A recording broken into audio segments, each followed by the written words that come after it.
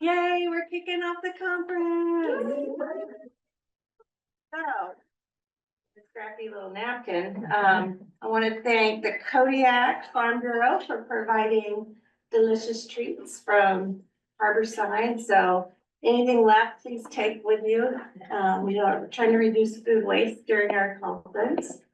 And then I want to thank our planning partners, Kodiak Area Native Association, Kodiak Archipelago Leadership Institute, Intertribal Ag Council, and the Kodiak Harvest Co-op. So these guys have been planning for well over a year on this conference, and we really wanted to make sure we had a lot of local planning partners so we could be respectful of this amazing place and highlight all the awesome work going on here. So I am the Executive Director of the Alaska Food Policy Council and Director of the Alaska Regional Food Business Center. So that's a really long names. And this is one of our first Alaska technical assistance opportunities. So these lovely ladies will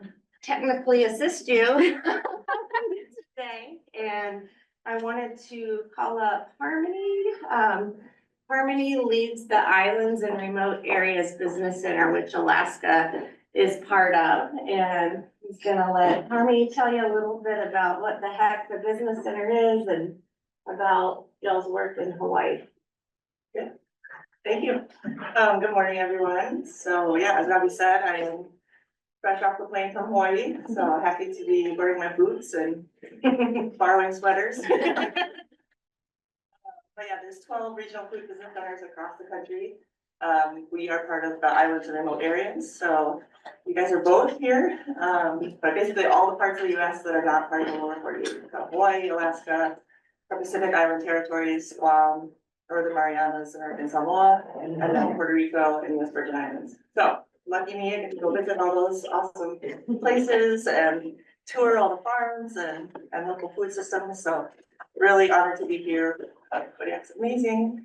Yeah, and so our region, well, all the regions have basically three main responsibilities. One is technical assistance. One is giving out business building grants to farmers and food producers. And then the last is just coordination with USDA programs and other partners. So yeah, excited to be here in Marquette. And speaking of coordination with other partners, we have Johanna and some other folks here from the Intertribal Ag Council, and they lead the only national business center, which covers, I'll let Johanna explain. She'll do a better job. Hi, everybody. Welcome. I'm so excited to be here. I used to call Alaska my home, so it's especially exciting to come up and revisit. And I love standing with Carmen. She's as tall as me. And not that I don't love feeling tall next to her. So I'm the director of the National Intertribal Food Business Center, and it was really exciting to hear about the island and remote areas because they cover a group of sector, if you will, that really is typically not represented in a lot of what we do. And so both of our stakeholder base seems to fit into that category. It's been interesting trying to tease apart how to talk about our eligibility and what our programs do and how we collaborate. The eligibility for what though? Eligibility for our programs, I guess, kind of. And what that means is, as Robbie said, it's technical assistance we do, it's kind of USDA program coordination. And then one of the things that comes out of all of this is that we also have grants to give out at the end of it. Right now, Island and Remote Areas Regional Food Business Center is still working those details out. The National Intertribal Food Business Center has those details worked out. Our grant program is going to be different than theirs. Our grant program is 100% non-competitive. I believe we're the only center that has set it up in that way. Our eligibility, though, is a little bit more complicated than the other centers. So all of the centers were kind of awarded in a way that their geographic regions were defined, right? So Island and Remote Areas has Hawaii, Alaska, and the American territories. Ours is a national center that serves Indian country, but Indian country geographic eligibility is a little bit harder to tease apart. So after many, many conversations with the law team, We finally have it teased apart, and days before coming up here, I was like, what does that really mean for Alaska? So for example, up here, we've narrowed it down to 4 different criteria that you'd be eligible for the National Intertribal Center. We wanted to kind of make it as many ways to yes as we could. The first is more about owning fee land. If you're a federally recognized Indian tribe, fee land owned by a regional corporation, fee land owned by a village corporation, trust or restricted land, and different potential definitions under that. And you can just come and see me and Lillian if you want to look through this and think you might be eligible. We have another criteria that talks about tribal jurisdiction. And so that's like a net island reserve, allotments to an individual Alaska Native or Alaska Native town sites. And then we have 2 other criteria that are a little more complex, but we wanted more pathways to yes. And so those 2 criteria are about if you economically benefit criteria 1 or 2, either by sales or either by purchasing from or selling to those areas. So if you fall into there's other things that matter, right? Like your business size and things like that. But if you fall into these eligibility criteria and any of these sound like it might be something that connects with your business or where you want to see things going for your business, because we also accept new businesses, just come see me and Lillian and we can make that much more simple for you and figure out if this would be a good fit. So this class automatically qualifies you to apply for the National Intertribal Business Center non-competitive award if you're eligible. I know that's confusing, but non-competitive just means you have to go through technical assistance first. So technical assistance in our center is 5 hours or more. And since this class is 5 hours or more, you're getting technical assistance, that would be all already done. And then you would just need to make sure you're eligible. So we're here to say, yay, we got it approved by USDA. And if you think that you might fit into our geographic criteria, we're going to be available the entire conference for you to come and check that out and talk to us. We'll have on Saturday morning, we'll be doing a presentation about the business center. So if this sounds like foreign language to you, we will go a little bit deeper and be able to ask all your questions. And Intertribal Ag Council also has an outreach booth here, so you can learn more about the business center, plus all the other incredible programs that you guys offer. So we'll quit talking at you unless you have something, did you have something else? Just that they didn't give me like smooth talking points for this before I came out, so I apologize for that. We'll get this down It's a eventually. friendly crowd. I know, thanks. Okay, well, we won't keep talking to you. We'll pass it over to what you really came here for. Hannah, take it away. Gonna introduce herself. Writing a grant with Yeah. Hi, everyone. Thank you so much for joining us this morning. We're really excited to present to this audience. I'm Anna Nelson. This is Hannah Heimbuch. We're here to teach you a little bit about grants, how grants might support your food business, and have some fun activities that help you think about strategically planning for your business to prepare for grant funding. Just a quick workshop overview. What we're going to cover today is somewhat the basics of grants. A lot of times grants are talked about in a way that assumes everybody knows what they mean, what you can use them for, how they work. We're gonna break down some of those basics for you guys today. So if you're a total grant expert, bear with us. We will have some good information for you, but this presentation is really designed to start you from square zero and help you move forward with grant funding. That said, what we're gonna cover is understanding grant funding and how it works, identifying the right grants for you, strategic planning for your business and how that can help you be more competitive for grant applications. We'll talk about writing winning grant proposals, and we'll hit briefly on post-award grant management, which is sometimes more than half the battle. So we'll get to that in a bit. The overall format of this presentation, it's gonna be very open. We want you guys to chime in, raise your hand if you have questions at any point. There's gonna be a lot of interactive components, some where you're working in the worksheets that we've given each of you, and online you guys should be able to access via the link posted in chat. There'll be portions of those where you work on your worksheet individually, and then we'll come back as a group together and discuss the worksheets. We also are gonna have short learning sessions before each of the worksheet activities to kind of educate you a little bit about what you're gonna dive into in the worksheets. That covers it. Let's go to intros. So I'm Anna Nelson. I am a grant writer, editor, writing coach. I run a business called One Small Step Writing Services. We launched about 5 years ago and have found a bit of a niche working in the commercial fishing industry. But I've also worked with agricultural producers across the US. So happy to answer any questions you guys have and just excited to share our knowledge today. I'll hand it over to Hannah. Hannah Heimbuch. I'm originally from Homer, Alaska. I live in Palmer now. I'm a commercial fisherman. I have a sit-in site on the south end Kodiak Island. And then the rest of the year I do fisheries policy and communications work, which is kind of how I met Anna. I have more experience with foundation grants and funding, whereas Anna is an expert in federal grants. So we can answer a lot of questions about that. One of the things I'm really excited about with this conference is the opportunity to have agricultural and seafood conversations at the same time. I feel like often those things are segregated from each other, and Kodiak's an amazing example of how we have a lot of rich food resources that cover the gamut from land to sea. So I'm excited about that portion. I have my consulting business is called Blueprint. My fishing business is Twin Peaks. I'll be doing the activities too. For my fishing business as part of the development I want to do and to work alongside you guys. Looking forward to it being a conversation and a dialogue. With that, in honor of keeping this an open, friendly space, we'd love for everybody in the room to at least go around and quickly give us your name, location, business type. I won't promise to remember all of your names, but we do want to get to know you guys over the next 4 hours. So why don't we start at the far end of the table over there, putting you on the spot. Hi, my name is Haley Ivanoff. I work for Chinook Tribe here. I'm a grant manager and communications manager there too.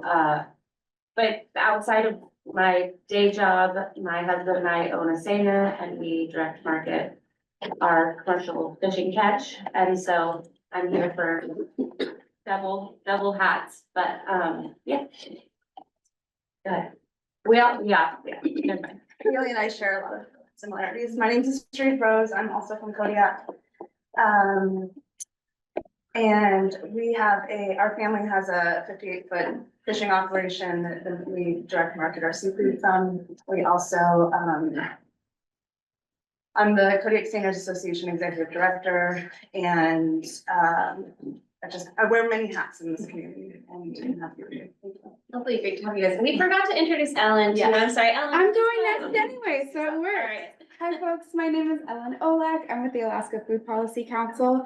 I'm also the representative for our Zoom folks today, so feel free to pop into the chat if you have questions that you would like me to ask our wonderful presenters today. I came down from Fairfield. Why don't we start over here and we'll just go around the tables then. Hi, everyone. My name is Katie Hersner. I am a tribally enrolled member of the Nome Eskimo community. I currently reside in Fairbanks, and I am a Oh my gosh, technical- Fairbanks. I said Fairfield. I used to live in Fairfield, California. Fairbanks, Alaska. I've been here since January, sorry. And I am a technical assistant specialist for the Intertribal Agriculture Council. My name is Milena Savigny, the Executive Director of Kids Covered. We're the largest outside school hours child feeding program in Alaska. We just started a farm to grow the food that we will be putting into our meals, focusing on healthy, nutritious meals. I'm also on the board of AFPC and also on the board of Food Bank of Alaska. Hi, everyone. Zainab Kulich, coming from Anchorage. I am a new board member for the AFPC, so I'm more here to learn. I do own a small business. I don't know if it would apply to me. I own a restaurant, so I'm guessing no. But in my prior life as an academic, I've obviously been familiar with grants and grant writing and a very sad waiting period that mostly ends in a no. But maybe I'll learn new tricks here today. Thank you. My name is Jeff Collins. I'm from Nome, Alaska. I work for Pilgrim Hot Springs with Seeds of Success and on the farm. I'm Gabriel Smith. I'm also from Nome, and I work for Twire Gang, it's a non-profit tribal consortium. And I update all the local economic development plans for all the smaller villages and communities in our region. I guess I came here to learn more about food shortage and struggles in not only our region, but the rest of the state. I'm Mark Solano from Kodiak. I work with Alaska Sea Grant as the seafood processing workforce development coordinator. So that's a mouthful, but training for the seafood processors. And I have no grant experience despite grants being in my organization.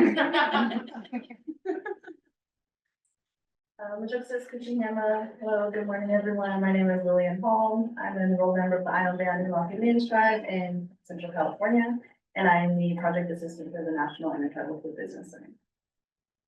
And I'm Johanna Herron, the director of the National Intertribal Food Business Center. I'm here to hopefully bring some much more clear guidance and help sprinkle some money around the state of Alaska for food system benefits. I know it's hard up here, and I'm hoping that the partnership with the regional center is strong.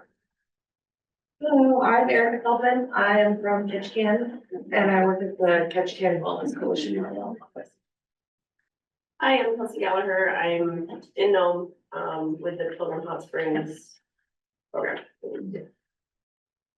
I'm Amy Earthling. I'm from Juneau, and I work with the Clinton and Haida tribe and on food security and food. Mainly growing plants. I'm a horticulture coordinator, so we on the plant side of things. Why don't we hit up the new guy that just showed up? Answer this question here? Yeah. Name, location, business type. Okay, Clifford Armstrong III, in Anchorage, I own Armstrong Vegan Foods. Our main brand is Northern Saipan Company. We do make vegan food. We're pretty much like the only manufacturers of vegan products across the state. We do proteins, non-dairy milk using lactose grown barley, and eggs. Awesome, thanks, Clifford. And we'll pick it back up over here. My name is Kiana Holland, and I work at the Mission Football Island Association as a food cell ID for the administrator. And hi, everyone. My name is Marissa McCassin. I wear a couple of hats here. So I work for the Cooperative Extension Service through UAF in the Tribes Extension Program. So I work really closely with APIA to serve the tribes of the Aleutian and the Gulf Islands. So technical assistance is part of my job, and hopefully this will help me do that better. And then I also am the new board member of AFPC. So super happy. Hi, my name is Mallory Durkin. I'm located in Fairbanks, and I work with the university, but I'm also a master's student working on food sovereignty programs. So I'm excited for them. Hi, I'm Emily Garrity. I grew up in Fairbanks, but now live in Homer and own and operate a mixed vegetable production. Twitter Creek Gardens. You guys, I think that's everybody. We also have some farmers calling in from Zoom.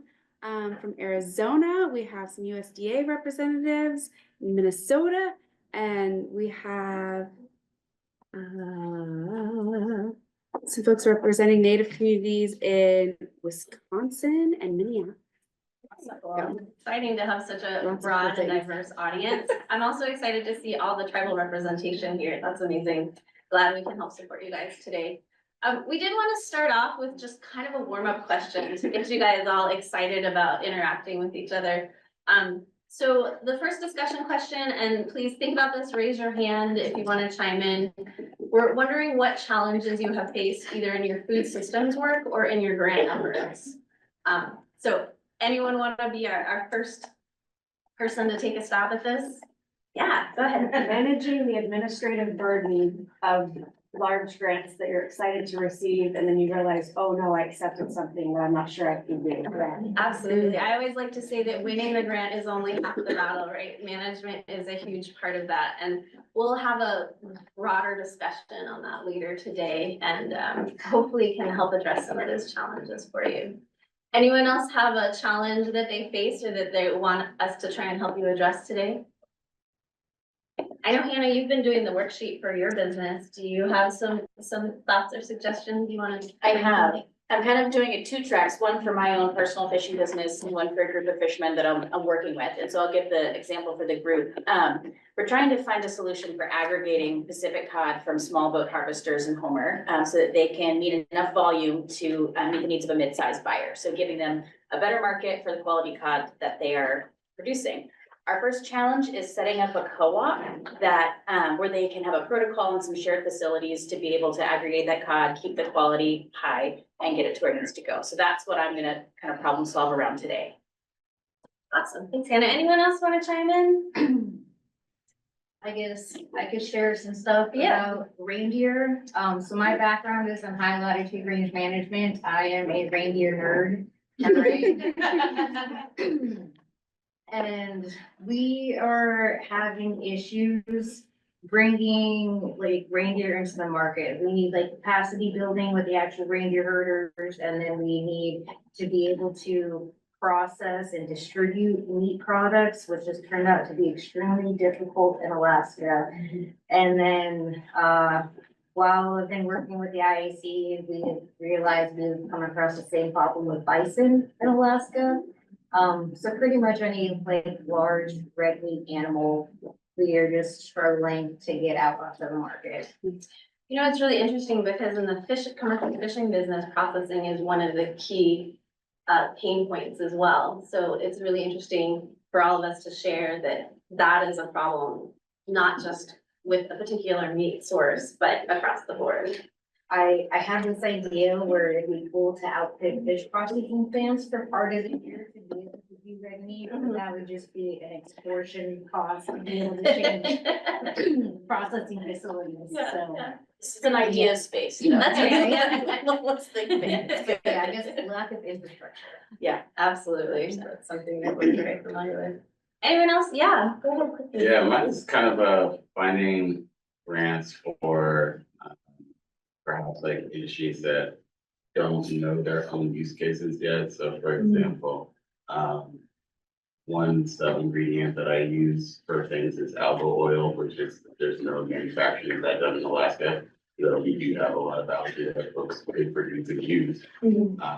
Another thing is like liquid smoke using alderwood that's local from there.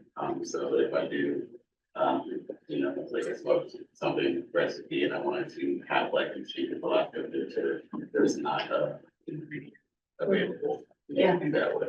So I either have to not make the product or I have to make it big in Alaska because there's no local supplier. And like I run across that in case of a lot of I'm in a unique position to be able to see a lot of ingredients that we could produce here or make here that we can. And typically it's like all of it is like a little bit of equipment and, you know, raw ingredients.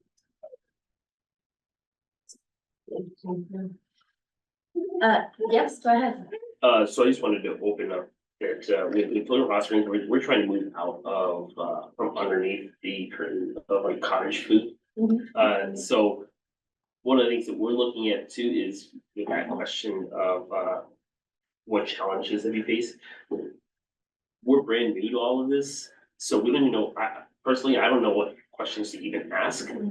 So please, if anyone has anything to share, just feel free to openly share that, because it would be helpful to get the thought process going on where to even begin. Where we are, there's a very enthusiastic group of us. But enthusiasm leads to like a lot of arms going everywhere. So it would help with focusing on what we need to know and also what questions to ask Absolutely, yeah, I think that's a great perspective to come from. Often you don't know what you don't know, right? So we're happy to try and give you some guidance through some strategic planning in this workshop that may help you guys brainstorm and develop a plan forward, so. What about online, Ellen? Are we having any people chime in with their pain points that they want to share with us? Not yet, but shout out to you. Deb would like to connect. Can I share your email? Deb. Deb, let's see. Deb is, works for Nana Management Services as their manager of strategic initiatives. Well, I mean, I guess yes, the answer is Okay, yes. fabulous. But no challenges dropped in the chat. All right. Anyone else? I don't want to leave you out. Yeah, that was. I'll just kind of echo what Hannah, said, and the reindeer processing and distribution. I feel like in the raw produce sector of the food systems, we're at this like, we need the food production, but we also need infrastructure to support, and then distribution channels can be really challenging. So how do we like build all of those things together? It's like the chicken and the egg thing. Like we need infrastructure to support more production, but we need more production to support, you know, institutional buying or things like that. So I feel like a lot of the food production across the state is hyper local, which is super cool, but then there's so many communities that are left out of that production. So how do we like? It's an interesting challenge because it's almost like each element works in a silo. So there's the food, the growers, there's the fish, commercial fish folks, there's the harvesters that do like the meat and reindeer. If we all joined paths and work together, we could potentially all leverage the same infrastructure. But right now, that's not something that's happening. I did hear of a project recently, I think it was in Washington, where they were taking fish processing plants and using them to process berries as well during the off season. You know, that might be something that could be of real interest in Alaska. So I love it. Like, let's keep this conversation going. Hopefully you guys during the breaks can tag team and talk to each other about your challenges and we can see how we can make it work. I think you had a comment. I think also going along with that in Southeast, like, we don't have a lot of land to begin with, and so everything is super hyper local, but also really small scale. And I feel like maybe some of the reasons we're not getting grants because our metrics aren't like how many acres are you gonna be growing on? It's like, you know, maybe a quarter of an acre and then maybe reaching like 10 producers, not like hundreds. So I feel like maybe that's a reason that we're not getting some of the grants, some of the bigger grants, you know, because we're not really reaching like huge amounts of people. I'll just say one more thing that's more general, is finding funding for general operating expenses is always hard. You can find funding for running a program, but then the wages, the electricity. So you can give tips and tricks. I've heard things like, we'll add 10% into your budget for that, but then it always ends up being like, oh, well, you can't cover that in your grant. Right. So It's definitely a challenge. Yeah. if you have any tips through today, it would be great. We have two, how about Sea Grant and then. So kind of piggybacking on the whole, like infrastructure, producing the food is one challenge, from my specific experience processing, but also making sure the food doesn't spoil on the way to the final consumer. So, at least in Kodiak, we have a shortage of refrigerated, containers to hold our fish. Alternatively, can we create shelf-stable products? Another problem is, how do we test that, right? Food safety, very important, don't get botulism. Yeah. My professional opinion. Echoing on the wages for grants, a lot of the grants that I find you can't use to pay your employees. And how does that help with sustainability? We are such like a volunteer scarce organization that you have to pay someone, but then a lot of the grants that we're finding can't support. But my big thing was for Alaska in general, it's so hard to categorize because we're just so vastly different. And for us, like, we are working on getting rural, like being considered rural, because we don't qualify for a lot of grants, even though I feel like we should be like southern, southeast Alaska or remote island. So facing that where it's like, you feel like you should be qualified for grants, but you're not actually like state, recognized as like being role. Yeah. Ellen, did you have something? From the chat, funding for cold storage. Yeah, yeah. Everywhere, across the board. I wanna recognize and say that I hear you all. I wish I had solutions to all of your problems. Unfortunately, that is the state of grants, that there are some major industry-wide issues that we face, like finding support for general operations, finding support when your outcomes or impact metrics might not be that high. But conversations like this gets the ball rolling. It allows us to go back to funders and say, hey, like this is really what we're seeing and what's in need in the industry. So while I might not have a specific solution to your problem, I'm hoping what you can gain out of today is some ways to strategically look at your issue and how to find grants that could address portions of it and how to prepare your business for applying to those grants. With that, we'll move forward. Thank you. That was a wonderful conversation, you guys. Okay, so we're gonna start at the basics. Like I said, this very first part is really about the basics of understanding grant funding. What is a grant? How is it available to you? Why would you use it? So basically at its core, grant funding is financial support that doesn't require repayment. If you're in a business world, sometimes it's called non-dilutive funding. That just means that it's funding that goes to your business and doesn't take any equity out, unlike, say, venture capitalists, where they might require a percentage of your business ownership to give you money. It's typically, while some people may think of grants as like, oh, free money, and you just get to get the money and go do whatever you want, that is definitely not the case. The funding is designed to support specific projects, initiatives, or goals. So that is the caveat, right? Like we have to put together a project in a right way or present our organization in a right way to make the funders want to support what we're doing. On the upside, it doesn't need to be paid back, but it doesn't come no strings attached. I like to think of grants as purpose-driven funding. So it addresses a specific need, such as things like upgrading equipment, marketing products, or maybe improving sustainability of the practices your business does. So as you're looking at grants, you want to try and cut through the language to really identify what is the purpose behind this grant? What is the funder looking to support with this money? Grants can be awarded by various agencies. I put them kind of in two buckets in my mind. One is government grants and the other is foundation grants. Government grants are supported by government agencies. They're everyone from the federal government to state and local governments.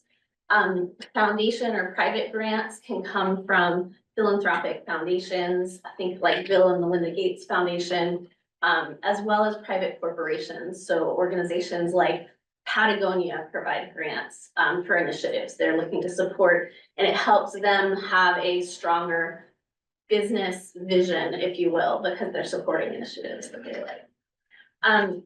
Why are grants important to you, especially for you guys who run an individual small business? You're looking to grow around food production.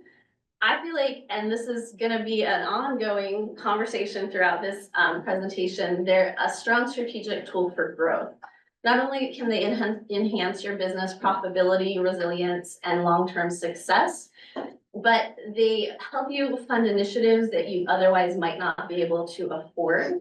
And they help you think about the future in a strategic way about how you're gonna fund your business, how you're gonna grow your business. And you'll see throughout the presentation today, we'll talk about these strategic planning tools that are very similar to what you would do if you were just putting together a business plan for your business.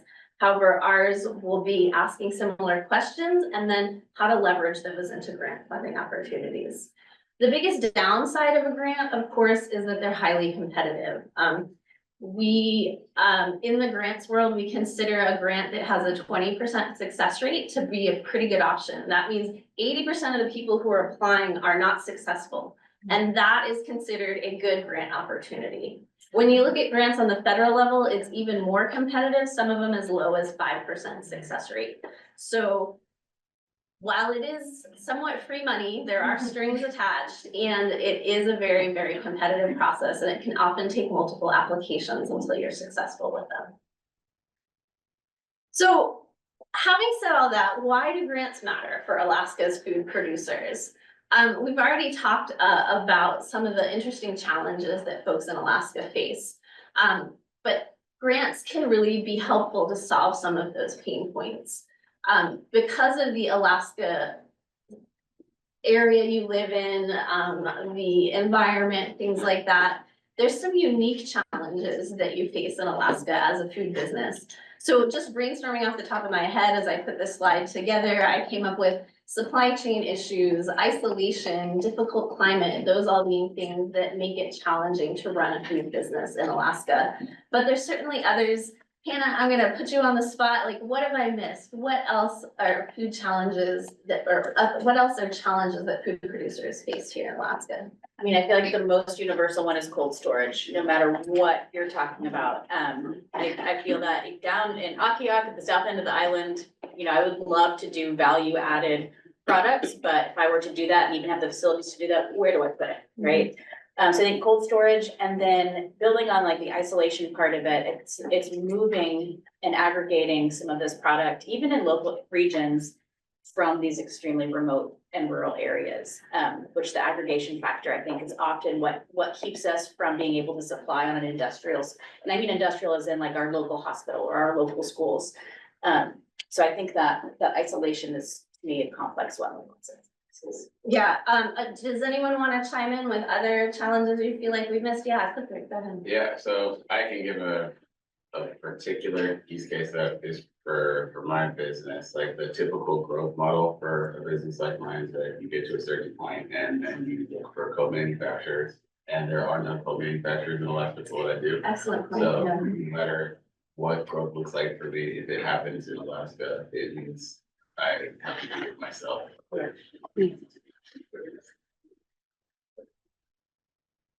Yeah, go ahead. In the seafood world, the graying of the fleet, we have the Excellent average point. age of operators getting older, and how do we pass the baton? How do we get the young people skilled and interested in food production? Yeah, that's a great one. Yes. And then I'll add in like capacity and availability of local workforce. So I work with really rural communities that don't have a lot of people there. And so there's a lot of interest in food businesses as a venture for economic development, but then not like, I normally teach gardening 101, not someone how to produce commercially to send lettuce 1,000 miles away. So those are two. Well, and the availability of workforce as well, just with the pure like bodies. Yes. Hannah and I were just talking about last night, one of the biggest issues with commercial fishing processing is just to have the people there working in the plants, and it's gotten harder and harder over the years. Yeah, that makes sense. So those are obviously some challenges that you guys face in Alaska that are kind of unique to your situation. What we want to help you figure out today is how can grants potentially help you address some of those problems. We'll go into some specific examples as well as get you brainstorming on how to research and find grants that can help with things like building infrastructure, supporting marketing and sales efforts, assisting with equipment upgrades, assisting with workforce development, assisting with cold chain storage, and things like that. And I would add one more strategic planning. I think if you're at a point where you've identified, you know, multiple community members or businesses that have the same issue, I think funding really intentional strategic planning to come up with that big step, I think is also very fundable. So we've already sort of hit on this, but this is just puts the examples right out there for you. How can grants support agricultural and fishing businesses? There are grants out there that support expanding operations. Things like the USDA Value Added Producer Grant supports efforts to improve and make new products that are value added for your business. There are grants out there that support equipment and infrastructure. So like on-farm purchases, efficiency upgrades, alternative energy, things of that nature. There are research and development grants. There's a whole system of grants from the US federal government. It's called Small Business Innovative Research. If you're doing anything that's like cutting edge or developing something new for your industry, that's a good option to consider. There's also university research partnerships that can be of huge value and help your business grow, new crop technique development, that sort of thing. So if you are doing something new and cutting edge and haven't considered some of these research and development grants, that might be an angle to help your business grow and mature. And then finally, on the general grant category level, there's grants out there for marketing and sales. This is on the federal government level, there's a push to promote products from the US inside the US as well as outside the US. So there's programs to support both of those. And then this is often something you find on the state and local level as well. So keeping local products local, supporting local products, things like that. So we've already hit on this, but let's go into a little bit more detail, the type of grant funders that are out there. Unless you've been living under a rock, you're probably all aware that there's federal grant funding available, or there used to be.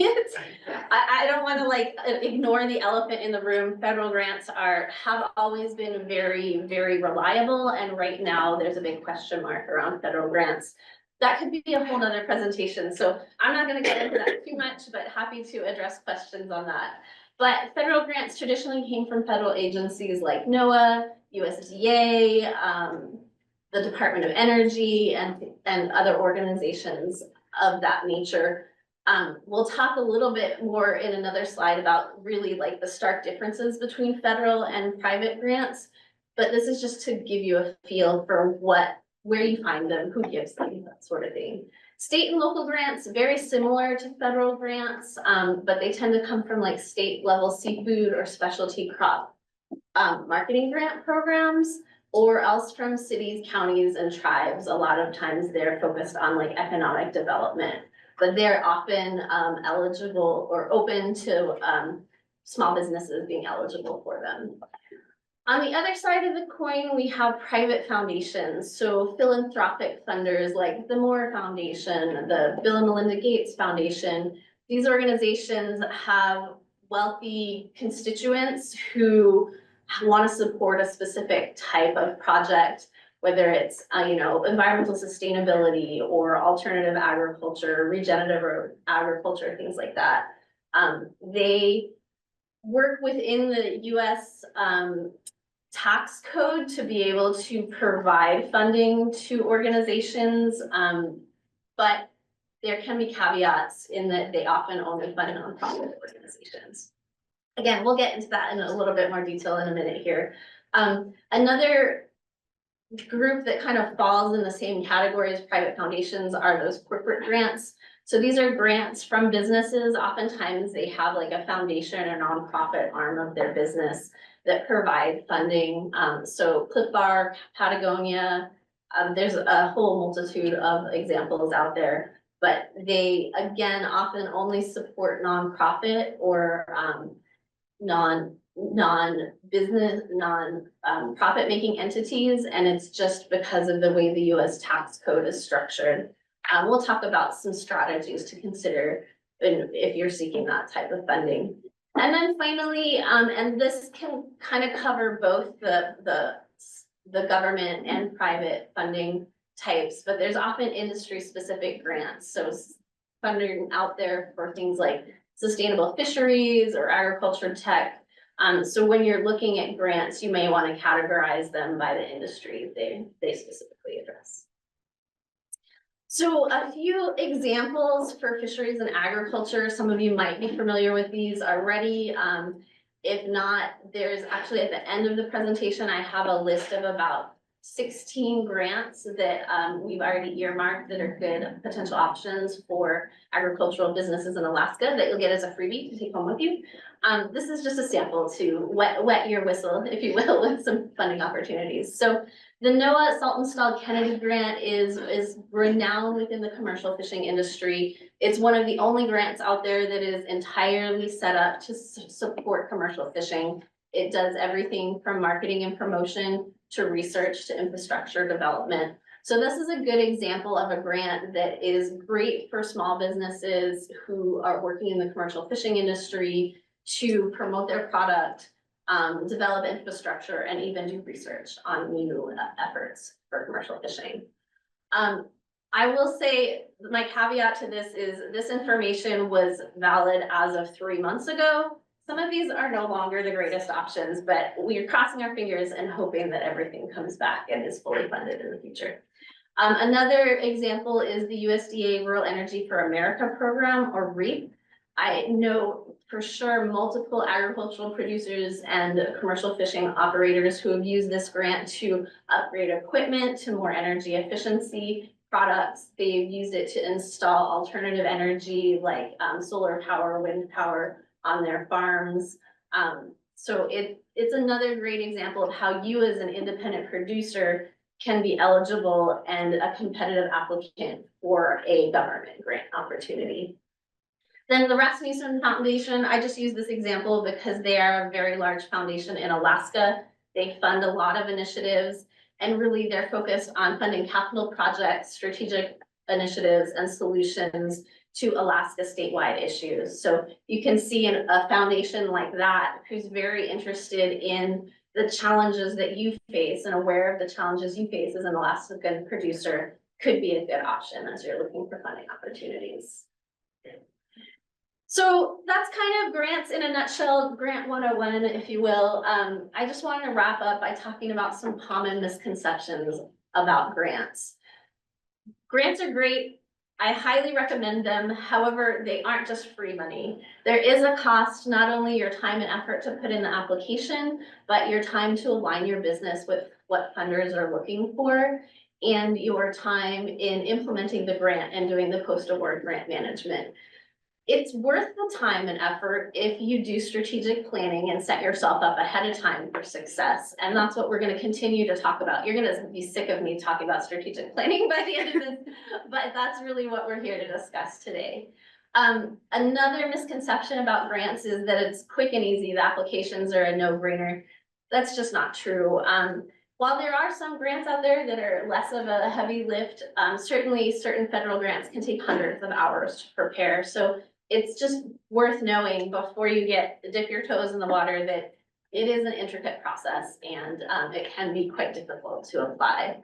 Another common misconception we see about grants is that the criteria, the requirements that the funder is giving you are just suggestions. I've actually sat on a review board for USDA grants, and it's just so disheartening as a reviewer when you get an application where they clearly didn't follow the funding guidelines and you can't approve them, even though their project might be great, because they didn't follow the formatting requirements or didn't answer the specific questions that were asked. Very, very important to follow the questions and answer them the way the funder asks you. It's almost a evaluation of your ability to follow directions. And if you can't, they're not going to give you money. The final thing I often hear is, oh, my idea is good, my need is high, like of course this funder is going to give me the money. And unfortunately, that's just not the case. While you may understand the strong need for your project, the funder doesn't. They don't have the same insider perspective of your project or the population you're working with and their needs. So that's your job as you're developing the grant, to tell the story of the need, to make them understand the value in what you're putting together. And again, broken record here, strategic planning can help you more effectively tell that story. All right, that brings us to the first activity here. It should start on the second page of the packets you guys have. Also, those of you with computers, you can find this link and do it on your computer if you would rather than writing it on paper. So this one's about identifying key challenges. And obviously we've already discussed that a lot in different ways, but this is about really articulating why it's a challenge and how grant funding can help. I am an experienced writer in many different ways, and the biggest mistake that I have made in applying for grants is underwriting, I guess, and under-explaining the need. I spend my whole life talking about fish and fishing and seafood and Alaska food systems, and I think I've assumed that people understand the challenge, like we were just talking about. So they're simple questions. Why is this a challenge? How can grant funding help? But it's an exercise to really articulate to somebody that may not be familiar with your community or your business, what am I dealing with and why is this a good option for grant funding? Feel free to talk to each other, work together, work independently, come up and ask us questions or call us over. But we'll take 10 minutes or so to do some of that work and then talk about it as a group. And ideally, that discussion is not just to share, but also to give each other advice and compare strategies and solutions where we can. One from the chat is, if anyone has ideas or sources to supplement soil in remote island communities. Very niche, so thank you, Winetta.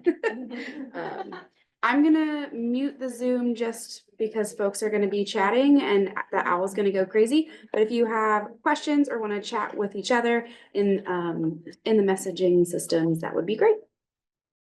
All right, we're about to come back. If anyone on Zoom or Ahula had any questions come up during that activity, feel free to throw it in the chat. So sorry to disrupt the flow of your conversations, but does anybody want to share one of their challenges and how they think grant funding could help? Not, I will read mine. Go. I'm just gonna go with the easy one, that's the funding for workforce or any of that, and just not finding operating costs funding, and we're looking for the solution. Get grants for technical assistance to have somebody write grants for you. Yeah, that could help bring in more. I mean, it's kind of an indirect way to do it, but yeah, I probably have more knowledge and exposure than what we have in our organization and what's out there that help.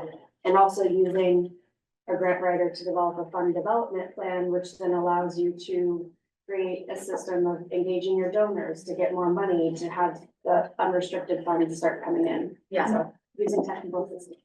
I think that's great. I think a lot of people think that's, oh man, that's a lot of steps before we get to funding, or it's an additional cost I wasn't expecting. But if you add up the cost of the staff time that you spend trying to get grants with expertise that's maybe not quite enough to land it, then I think it's actually more expensive not to just contract the assistance you need at time. So both ways are possible. Anyone else wanna share? So, one of our issues was, based off of one of the questions in the chat, with the island question about salinity in their soil and how to amend the soil. That's a huge issue for us. We are not an island, but we might as well be. We're out in Nome, which is already out there, but then Little Hot Springs is 80 miles north of that. So we are access to, or like, supply, I guess that supply chain is extremely expensive.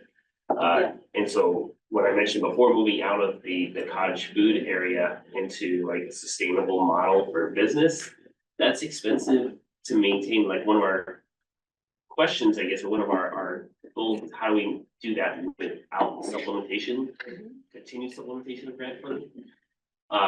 But soil salinity for us being a geothermal site is a real issue. One of the things that we've been able to do to work around that is just increasing flow to prevent flooding. And we actually have a grant through Fish and Wildlife to, I don't know what else to call it other than beaver habitat destruction grant. That we use to hopefully increase the flow of water through our site. But we have found that one of our challenges is to constantly be like in the pursuit of amending our soil. The reason I call it a pursuit is because it never happens. It's a constant struggle. So we totally feel the pressure that group from the island is feeling as well, and how to actually make that into a model where we can maintain our soil viability is an issue. So is maybe a next step, as far as how can grant funding specifically address this, would like possibly research and development, if it's an ongoing issue within the soil? Right, and we've looked into, with Fish and Wildlife again, into like, bait stabilization on rivers. And so like, we're looking at those different ways to address that. And what that ends up doing is just really diverting funds from one location where like our staffing, there's only 4 of us that work out there. So staffing is a big issue for us as well, because there's only so much support people can do. Yeah. So, yeah, it's interesting, but we are looking for alternatives, like ways to, it seems like addressing the peripherals. Yeah. Rather than, to address the main problem. That makes sense. I think where I've gotten stuck before too is wanting to go straight to the primary solution. When I might not have all of the information I need to actually say exactly what that solution should be. And so backing up and doing some of the developmental research and strategic planning. But in this case, I think that the research and development would help you actually get to that. Right. Another thing that comes to my mind is like a partnership with like university level researchers and folks working in soil science that may really be interested in your unique situation and wanting to help analyze and find solutions for it. So often in grants, partnerships is key and it can make you eligible for grants that you wouldn't have otherwise been eligible for. So that's something to brainstorm on. Yeah, like appealing to masters or doctorate students. that- Yeah, exactly. Right. Yeah, actual academics that like are the experts in how to fix soil, you know. You don't know stuff. I'm Or on has here. the time and energy to figure it out, yeah. Anyone else want to float their challenge solution? Well, so we have a very small urban farm, I would say right now, that we donate the produce to an elders luncheon program. So that's obviously 100% grant funded because we have no revenue whatsoever. And I think it's a challenge, at least a lot of grants I really want us fund nutrition for children.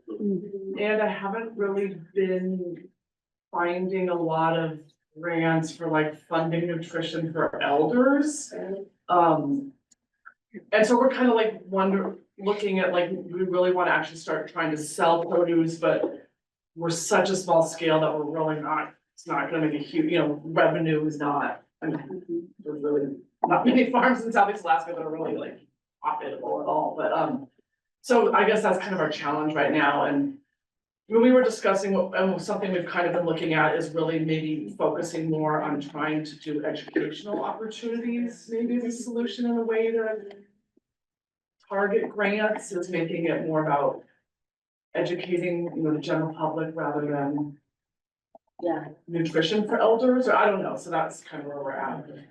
No, it's a great strategy. Like often if you take what you do and tweak it slightly, it's more appealing to funders depending on what they're looking to support. Yeah. So education may be much more fundable than elder nutrition. Unfortunately, but that's just the state of the world and the way things are. The other thing that comes to my mind, listening to you speak, is about the sustainability of things. Right. Because funders typically don't want you to be dependent on grants forever. Yeah. They want to know that you have an exit strategy or sustainability plan for your project or organization once the grant funding runs out. So it's worth brainstorming and doing some of this strategic planning about what can we do to bring in some revenues, or what other sources of fundraising are available to us that help us show to these funders we're at least making an effort to be a sustainable organization. Yeah. One feedback is structuring, Anna was saying, you need to take your program and strategically plan it so that it fits what the funders are looking for. So maybe instead of feeding programs that are geared more towards kids, pivoting it to more of produce prescription programs or VegRx programs, because those are generally geared towards adults. So looking into just finding those searchable phrases that might help. Because those are usually geared towards chronic illnesses in adults and things like that. Okay. Okay. What I have written down as a challenge is political confusion.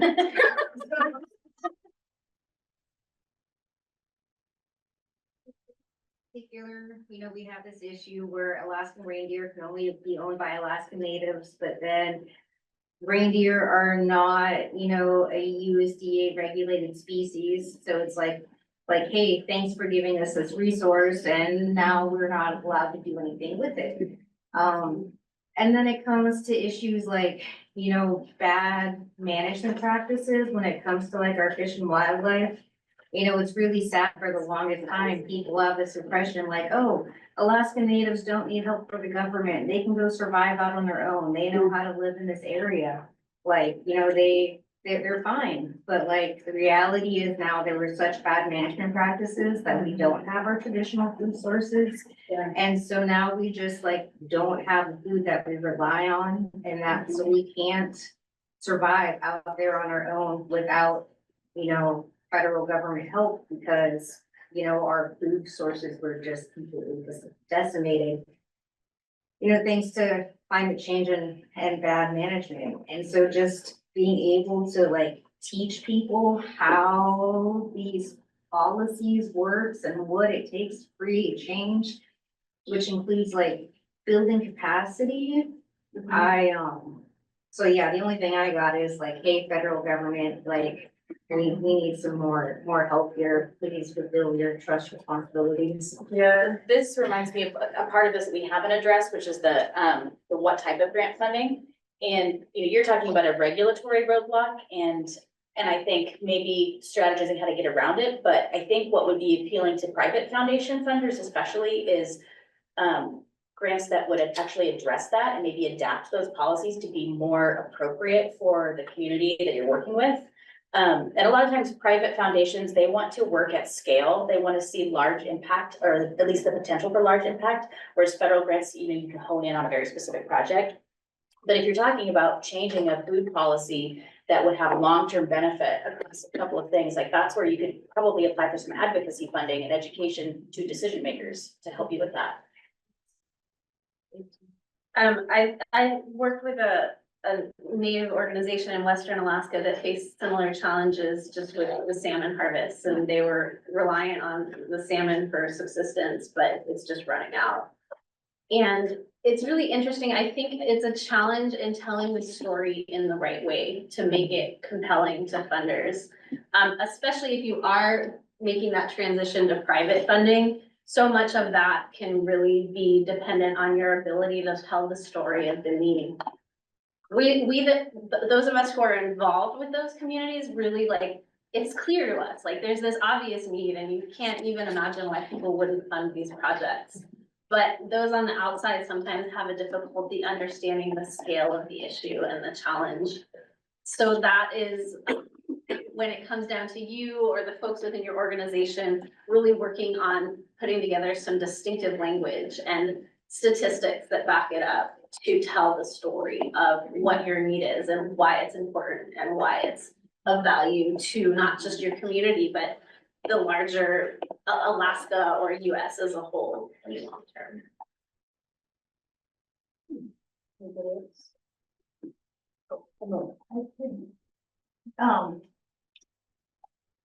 Yeah, I guess the challenge that I wrote down broadly is workforce development, and I think it more specifically, it's being an independent for-profit small farm in Alaska. It's offering competitive wages to employees and how to support that in a way that also, like, I have this like two head-on challenges colliding with each other. The other point is like offering our products at a price point that the average consumer can afford. And how do we like develop both of those things simultaneously? Yeah. So, I mean, I think I have ideas of how to do that, scaling and adding like value added product lines, et cetera. But yeah, it's an ongoing challenge. It's interesting because there are grants out there for workforce development. That's something that has been strongly funded, at least on the federal level historically. And I'm guessing once the federal government stabilizes a bit, it's probably something we'll continue to see funding for. But it's not always an easy solution, the workforce development grants that are out there. You have to really look at what they are looking to fund and then plan your project or plan your development around it. it's workforce development is challenging, and it's especially challenging in Alaska. There is funding there on the federal level, or has traditionally. I think we'll continue to see it be there. But my advice would be to look at the funding opportunities before you like fully flesh out the plan for your project to make sure there's solid alignment there. And since you're talking about like being able to fundamentally afford skilled workforce, right, over the long term, it's not like a one season thing. I think it's really important what you just said, the aligning it with like a business development or value added product so that you're forming something within the business that can then fund that. And I think that is sustainable. Yeah, I agree with Hannah. I think workforce development can often be appear to not be a sustainable thing, that it's just like a one-shot effort, and then what happens when the funding runs out. So your ability to demonstrate how the money that you would get from a particular grant would help you to continue to build this workforce development initiative would really help strengthen the application and make you a shoe-in for the funding. We actually were approved at the state level so far for the New Zealand Seafood Systems Infrastructure for certified food processing kitchen on farm. Awesome. Which I feel like would support that value added line to be able to afford higher wages for our employees. And that's of course, as Yeah. And then, I do wonder, particularly for like farmers who are busy during the day doing stuff like sitting down to search for funding sources, who the stakeholders are, who are the players. Like I'm in a new small business now. I don't even know if there are any grants in that industry. And of course, on a daily basis, I'm running around, trying to put out fires. So like sitting in front of the computer is a huge luxury, unlike some of the people in the room who their day job is to actually, look for those sources and so on and so forth. So like, I'm wondering for people, especially if they're in a new business, like people always say, oh, we should get more young people doing farming. And then are they gonna learn farming? Are they gonna learn how to look for sources of funding? Those things are kind of hard to combine in the same day. I think that's why, especially for, small scale, or medium scale producers, working together collaboratively, I think is a really important piece of our work in Alaska. Just because we have to share resources, whether it's time or money or facilities. It doesn't make sense for every single producer to be like, well, I guess I'm gonna spend 5 hours a day on the computer and then go do the rest of my actual job, But being able to split up that effort and combine tools, I think is. The other option, while it does take money, but hiring consultants who have an expertise in the field can often be a lifesaver to businesses. I certainly have plenty of folks that I've worked with that would never have been able to accomplish on their own what we have been able to do together, just because they can leverage my knowledge and expertise. It is a luxury thing, right? Like not everybody can afford to hire a consultant to help them get through this process. But if you're in that situation and you have the funding available, often it's the most efficient way to help you get through this process. But there are grants to pay people like you, and that's the thing that I just recently discovered. Alaska Community Foundation, they're all more on the private end, but they're out there. Yeah. There's also grants out there, even on the federal level, for planning and development. So some of the stuff we're talking about today, some of the strategic development, even things like developing feasibility studies and business plans, those can be funded through like the USDA Value Added Producer Program. So if you feel like you're at the very beginning stage and you don't know where to go, you don't know what to do, consider a planning grant, because that can often help you find the funding to develop some of these plans with an expert by your side to support you through it. So you're not just wandering in the dark trying to figure it out. Move on to the next. Do you want to tell us your problem? Oh, yes. So I'm focusing on the small boat Pacific cod harvesters I work with in Homer. And so, like I said before, our challenge is aggregating small scale harvests to have enough volume to meet the needs of a mid-sized buyer. And so the specific way I think grant funding could help is hiring an organizer that facilitates the formation of a co-op among fishermen, negotiates facilities use locally that can be used, and then establishes a cold chain.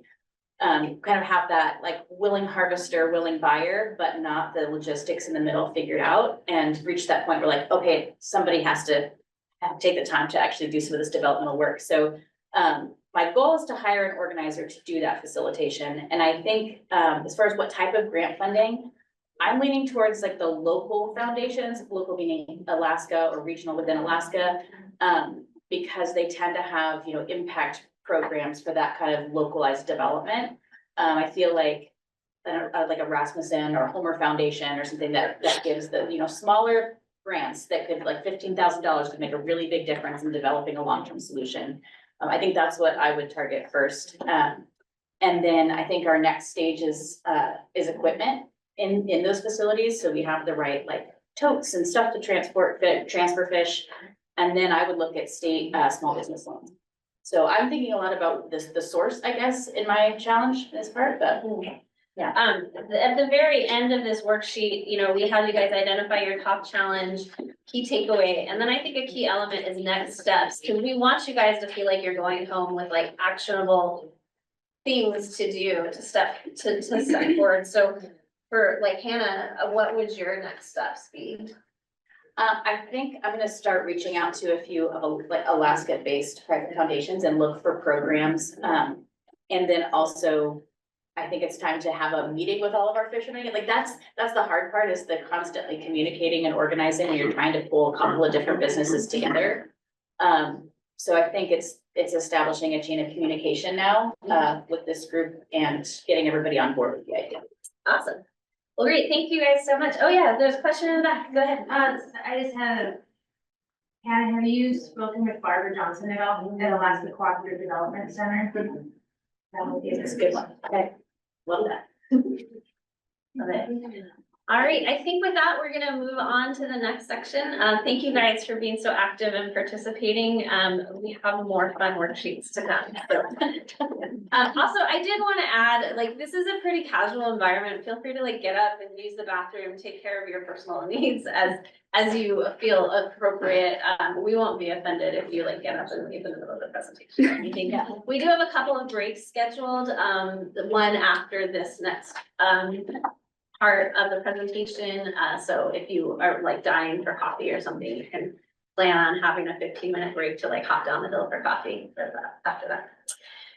Having said that, let's move on to part 2, and Hannah's next steps were just in line with what and we didn't even plan that, by the way. They were in line with where we're moving on to next. So we're going to talk a little bit about how to identify grants now. We've kind of explained what grants are, how you might use them, but that's all fine and good, but if you don't know how to find the grants, then we're not gonna make any progress. So let's talk about the basics of finding grants. Where can you find them? There are a multitude of where you can find grants listed online. Most government grants are available via government portals, be that grants.gov, which is the primary federal one. Directly through the agency's website. So if you go to like NOAA or USDA and search grants, you'll find them. Also, a lot of states have their own portals set up. I'm not sure that Alaska does, but I know like in California for sure. Yes. Well, not coming from the state, but AFPC has a whole opportunities portal. Okay, AFPC, that's great, yeah. The state of California like has their own grants portal, so if you happen to be looking for grants in California, you can go there. So that is an excellent place and free resource to start with to find grants. If you want to take it a step further, there are multiple grant databases available online. Some offer free services, some offer subscription services. But these are organizations who all they do is search for grants all the time. And you can go on them and using keywords, identify lists of grants. I personally use Instrumental. I think it's an excellent resource, but it is spendy. I think I pay over $1,000 a year for my Instrumental subscription. It's worth it for me. I'm a consultant. I'm looking for grants all the time.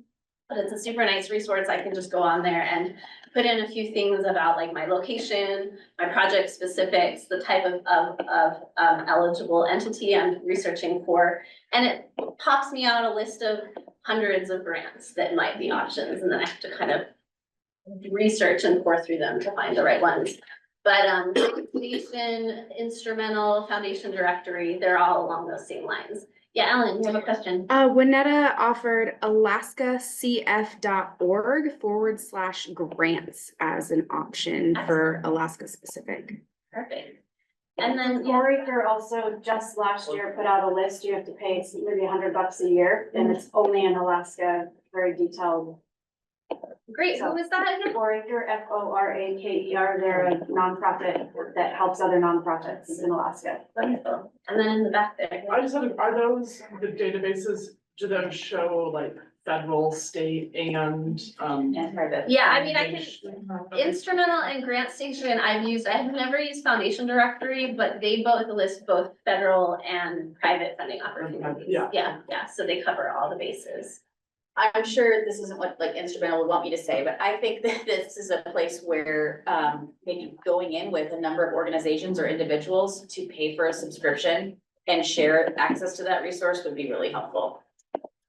And then the other great free resource for you is to go direct to funder websites. So especially if I want to know information about a particular funder, I might go to the Moore Foundation's website and see what funding opportunities they have listed there. Or even like the federal agency, go directly to their website, or the state of Alaska, go directly to their website and search for grants, and you can find it. So, yeah, Hannah. Sorry. No, that's okay. Also on funders, especially the private foundations, I'll try to go in and read their strategic plan if they have it available, read their like foundational mission and goals, and really have that in mind as I read any kind of funding opportunity, because that helps me understand the language that they're looking for and the kind of the foundational ethics they want to see. One of the things I do is I find organizations around the US that are like what I do, and I look at their funders, and then I go the back doorway and I start looking to see. That's And excellent. I'm bored to do that, I don't have time. So and that's an easy, like how many people sit and scroll on their phones and play and doom scroll, like go search for organizations and text me who's funding them. Just one second, I just want to add something to that. The other thing I would highly recommend is talk to partner organizations that you work with and ask them where they're getting their funding. And oftentimes they can make a warm connection to you for you. So you're not just reaching out in the cold and blind to a funder. You're getting an introduction from somebody they already work with, which is another great strategy. Yeah, exactly. I was also just gonna note, I think it's really common to sign up for a bunch of newsletters and then not read them. Like, the Tribes Extension program I work for, like, sends out a once a month newsletter and has like every food funding opportunity that we can find in the state of Alaska, and it's like straight to your inbox, like, this is the one that's open right now, ask if you have questions, so reading newsletters that you subscribe for instead of just putting them into the junk. I find that particularly a value in the tribal space. There's so much support within tribal communities, and often the tribal newsletters have great funding opportunities listed in them. Then web search is always a good option. You can go old school and just do Google. You can go modern and use AI like ChatGPT. And I will fully admit that I use ChatGPT to search for grants. I will give you the caveat though that ChatGPT is not always accurate. So use it as a guideline, and from what it tells you, go to the actual internet and search yourself to see what those funders are funding. But it's a nice, really convenient and fast resource that I highly recommend leveraging at this point. So there you have it. If you've never known how to look for grants before, you now have a multitude of options, and you'll quickly be overwhelmed by the number of grants out there. So how do you choose the right opportunities, the right funding path for you? We've hinted at this a little bit, but I really want to get down into the details of why you might go a government grant versus a private grant and what the difference is. So government grants, as you can see up there, they're publicly funded programs. They're provided to financially support projects that align with federal, state, or local policy goals.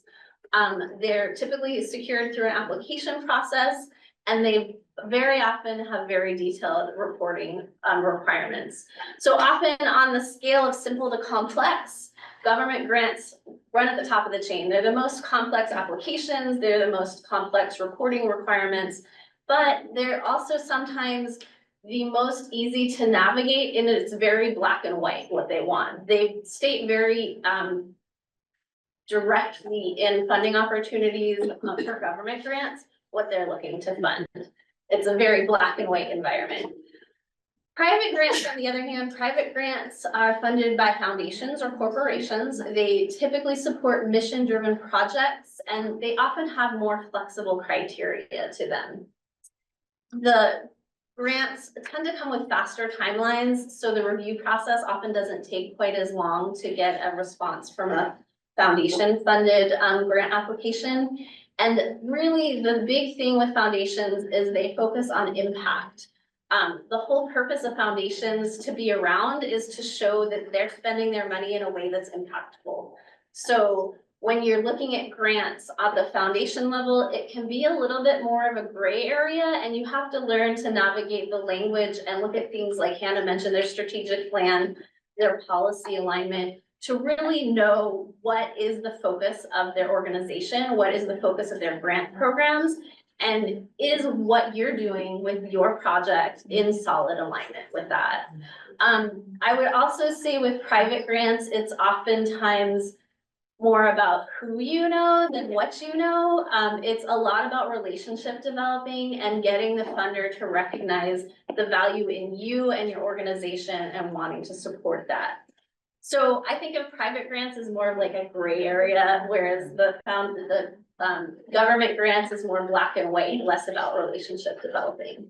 Some general pros to government grants, they tend to be larger funding amounts. I mean, you see grants in the multi-million-dollar to almost $1 billion range for government grants at times. They tend to be recurring programs, often on an annual basis. You can count on these grants happening. They tend to have broader eligibility. So oftentimes as a for-profit business, we're recommending you to look at government grants because you'll be an eligible entity for them, where a lot of times in private grants you won't. There's a level of public transparency with government grants, and that's what makes them so black and white. They have to tell you what they want because they're accountable to the people they serve. There's also a lot of policy alignment with government grants, which has its ups and downs. Right now, we are facing some challenges because of policy alignment with federal grants in particular. But, you know, it just depends on who is running the administration. It's easier to tell what kind of funding opportunities are gonna come out of government grants based on the policy. Yeah.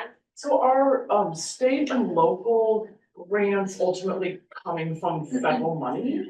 Yes and no. Some money trickles down from the federal government to the state and local level, but not all of it. So if you think of states like California, which has its own very robust economy, and the state taxes that economy, so they have money from their state taxes. They certainly have a pool of money that they can draw from that's not federal funding to support grants. Alaska, I feel like you guys are kind of middle of the road as far as how much state funding is available. I would guess maybe half of the funding from Alaska state grants comes from the federal level and half comes from state income. You know, other states that really don't have a lot of money themselves, maybe like Wyoming, you know, they have such a small population, there's probably not a lot of state funding there. The majority of the funding at the state level is probably coming through the federal government. So I think your ultimate question is like, are we still able to get state funding while federal funding has been cut off? Yeah. And the answer is maybe. Like there's some state programs that are continuing to happen because the state has a separate bucket of funding for that. And there's some state funding and local funding too that are run out of federal programs.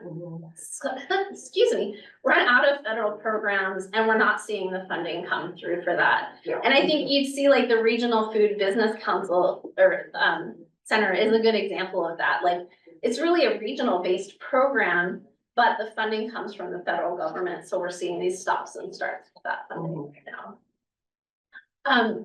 I'm just gonna cover the private pros really quick and then we'll move on. So the pros to private funding, a lot of times they have more flexible guidelines, there's even flexibility, and sometimes there's grants that they provide that there's not even funding opportunities for. It's just like being in the right place with the right project, and they're like, oh, you guys seem great, here, have some money. They tend to be a little bit faster decision-making. There can be less competition, or it's different competition. If you are really like properly aligned with the foundation funder or the corporate funder, there's often less competition because they just know you and want to fund you. It tends to be really mission-driven focused, like we've talked about, and it's also very relationship-based. And I think the relationship part is what I would emphasize here. You mentioned before, having a warm introduction, and I think that's especially important with private funders. I think if they post their grantees online, I think you were saying you looked at those earlier, it's important to go see who they fund, and if you know any of them, and if you can ask for an introduction to a program officer. I think these might be considered state funded, but we go to community council meetings, and a lot of the time they have funding that they must distribute. They either have the gaming permit that has to then distribute to the community, so that's another area to look at your community council. They want you to show up, talk about your organization. Sometimes you have to tell them you're coming, or you can just show up. That's only if your organization has an impact in their area. So, we've talked about where you could find grants and these two buckets to choose from. You certainly don't have to pick one or the other when you're putting together your strategy for applying for grants. But it's important to be aware of who you're getting into bed with, if you will, as you're applying for these different funding opportunities. But really, like, what allows you to apply to a grant? What makes a grant a good choice for you? That all comes down to what we're talking about on this slide. It's eligibility. And I cannot overestimate the importance of eligibility to you. It is not worth applying for a grant that you are not eligible for. It's a complete waste of time, effort, and energy on your end. So before you even start considering a grant, you really need to dive into the eligibility of it. And when we're talking about eligibility, there's a few different areas where you have to analyze, are you a good fit or are you eligible for that grant? The first and foremost being your entity structure. Are you a nonprofit? Are you a university? Are you a small business? Are you a tribe? These are all different eligibility categories when we see for grants. So when I'm looking at a list of grants, say I go to Instrumental and pull up that list of 100 grants that they give me for the research I've done, the first thing I look at is, what are the requirements from the organization who's funding the grant for eligibility? Is it open to for-profit businesses? Is it open to only 501c3 organizations? Is it only open to university researchers? Things like that. If you look at it and you're like, wow, this is a great grant, it really aligns with the work I'm doing, but oh, my for-profit business isn't eligible, it's not necessarily a total stopping block there, but you cannot apply for it on your own at that point. So then you need to consider partnerships and who you can team up with to make your project eligible for that grant. I'm gonna pause there for a second because that's an important point and I wanna make sure it's clear. Does anyone have any questions, or are you guys understanding what we're meaning with eligibility and possibly like partnering with folks to make yourselves eligible for grants? I'm seeing a lot of head nods, so I like it. All right. The next thing you want to look at when you're looking at a grant is what business types or business industries are eligible. So some grants are ideally set up for food industry, for health, for education, for innovation. You want to make sure that the grant aligns with the industry you're working within. Then the next thing is, of course, the project goals. And again, these cannot be underestimated. Your project needs to align with what the funder is looking to support. So even if you find the ideal funder who is looking to support your for-profit business in a food business space, but they want to support projects that are looking to diversify, I don't know, the apple crops out there, and your project is actually orange crops, like, you don't want to apply for that, right? It seems pretty straightforward, but it's easy to miss that alignment there. So make sure you really read the details of the information the funder provides you to make sure that your project matches what they're looking to fund. And if it's ever unclear to you, I highly recommend this, even if it seems super clear to you, reach out to the funder directly to ask them questions. 9 times out of 10, they're very open to having meetings with you, or if not, at least an email exchange. Because it's not just a waste of time on your end to apply for a grant that is not a good fit with your project. It's also a waste of the funder's time. They don't want to get a bunch of applications that just aren't a good fit and then they have to review and go over them anyway. So if any of these things are ever in question, reach out to them. Most funders are really nice people, or at least their project development officers are, and they want to chat with you and learn about your projects. And I would say that even holds true on the federal level. I reach out to federal agencies all the time to talk to them about my projects we're developing for grant opportunities. So don't let that hold you back. The next thing, of course, is oh, yes. I was just gonna say on the federal grants too, sometimes they have a guide where it'll say how many they've awarded, how much they give out, how competitive it is.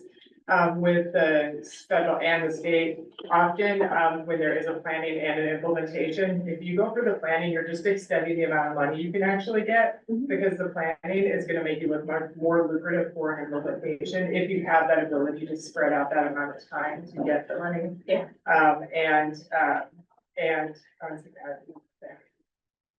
I can't remember, go ahead. The next thing is, of course, the funding amount. Like, we're talking about all these other things related to grants, but I should tell you guys, like, I am a budget lover. And like, in the grant writing world, like, I'm known as a budget expert. I think budgets are actually the most important thing in any grant application. So even though we haven't talked about it that much, if you ever want to have a conversation about grant budgets, please pull me aside and I'll probably talk your ear out for way too long.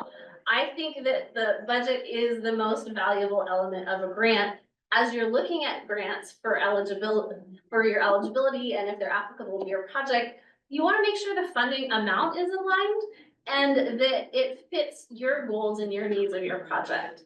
That's not to say that every grant should cover all the needs of your project. There's certainly a good strategy, and we'll talk about that a little bit later today, of leveraging multiple grants together to fund your project. But let's say you find this ideal grant that totally matches what you want to do. You think it's a wonderful opportunity, but your project is going to cost in the $1 million range and they're only funding $10,000. Like, is that going to be worth your time to apply for that grant? Probably not. So always consider funding amounts when you're looking at your eligibility and is it a good fit for your project? Yes. I have a question on that. So I've actually been part of a grant review process before where a lot of my fellow reviewers were like, this one has a lot of salary. This one has a lot of salary. So do you have any tips? Like, most of us need salary time to do the work that we're gonna do. Do you have any tips for like how to build budgets in a way that reflect that, but also reflect the fact that most funders don't like funding salary, they like funding programming? Yeah, it's a difficult place where we're at in the industry right now for grants, because I think there is an unrealistic expectation of like, oh, nonprofits or organizations need to accomplish these projects and we just want to pay for the shiny stuff. We want to pay for the project getting done, but they're not realistically recognizing that there is a staffing requirement to make it happen, right? I don't have like the ultimate solution for you. My suggestion is just to try and incorporate salaries into your project funding as much as possible, whether that's through indirect costs. I'll get to you in just a second, Ellen. Whether that's through indirect costs or being able to take a key staff member from your organization and assign them a role in the project, like the project director or the project manager or something like that. It's tough though, and I totally hear what you're saying. And you do need to allocate funds as much as possible outside of staffing. But I feel like in the last 5 years, I've seen the industry coming around more and more to supporting some level of organizational staffing, but I don't know. I just don't have a really good answer for you. beyond that. Yeah, Ellen. Yeah. Marissa and Anne are both very interested in the budgeting aspect. And Anne wants to know, how specific does it need to be? How much can you estimate versus use round numbers? And how much of the calculations do you need to show, would you suggest? Yeah, it's a great question, and we do have another section on grant writing where we'll talk about budgets a little bit more and get into some of those details. The general advice that I give people on budgets is it's really hard. Everyone recognizes it's really hard right now to develop a budget for a project that's not gonna happen for 6 months to a year from now. So there is gonna be some estimation in there, but you wanna make the numbers you put into your budget as accurate as you possibly can, given the information you know now. And you wanna make it seem like legitimate costs to the people who will be reviewing your grant. There's fully this expectation that once the grant is implemented, there might be some shifts and changes in the budget, but there shouldn't be broad sweeping changes. It should be only small adjustments because the cost of something changed between now and 6 months from now. Ideally with my clients and when I'm preparing grants, I want to do as much detail as possible in the budget while we're doing the application. And then after the fact, like as things change, they'll just be minor tweaks. If that's not possible, yes, you can do some estimating, but really you want to make it as accurate as possible. And then the final thing on eligibility, sorry, we kind of got way late because I get excited about budgets. It's just the industry, like, is it a good alignment with your industry? Is it within the agricultural industry? Is it within the sustainability industry? So those are kind of the main things you're looking at as you've done your grant research. Now you're analyzing that research to determine, is this the right grant for me? Don't underestimate eligibility. Why does it matter? Because you don't want to put that whole grant application together and not even be eligible. You don't want to spend 100 hours on a federal grant to apply for something that you're not even eligible for. It's a waste of time. It's a waste of your money. So spend some time here. All right, I've belabored that. So as you're looking at grants and trying to identify, is it the right opportunity for you? You're going to come across some things that may not be familiar to you if you haven't worked with grants and in the grant space before. The first thing is the funding announcement. This is essentially the application. It's how the grantor is telling you what they want to see, what kind of programs they want to fund. You'll start to learn that there's a bit of a like alphabet soup when it comes to funding announcements. It can be called anything from a FOA to an RFP to a NOFO. There's a multitude of other acronyms that people use for the funding announcement. At the end of the day, like, try not to get caught up in the acronyms too much and just know that these are the instructions the funder is giving you to know how to apply for the grant. So these are your guidelines or instructions for the grant. There's also different proposal types that you'll see when you're looking at grant opportunities.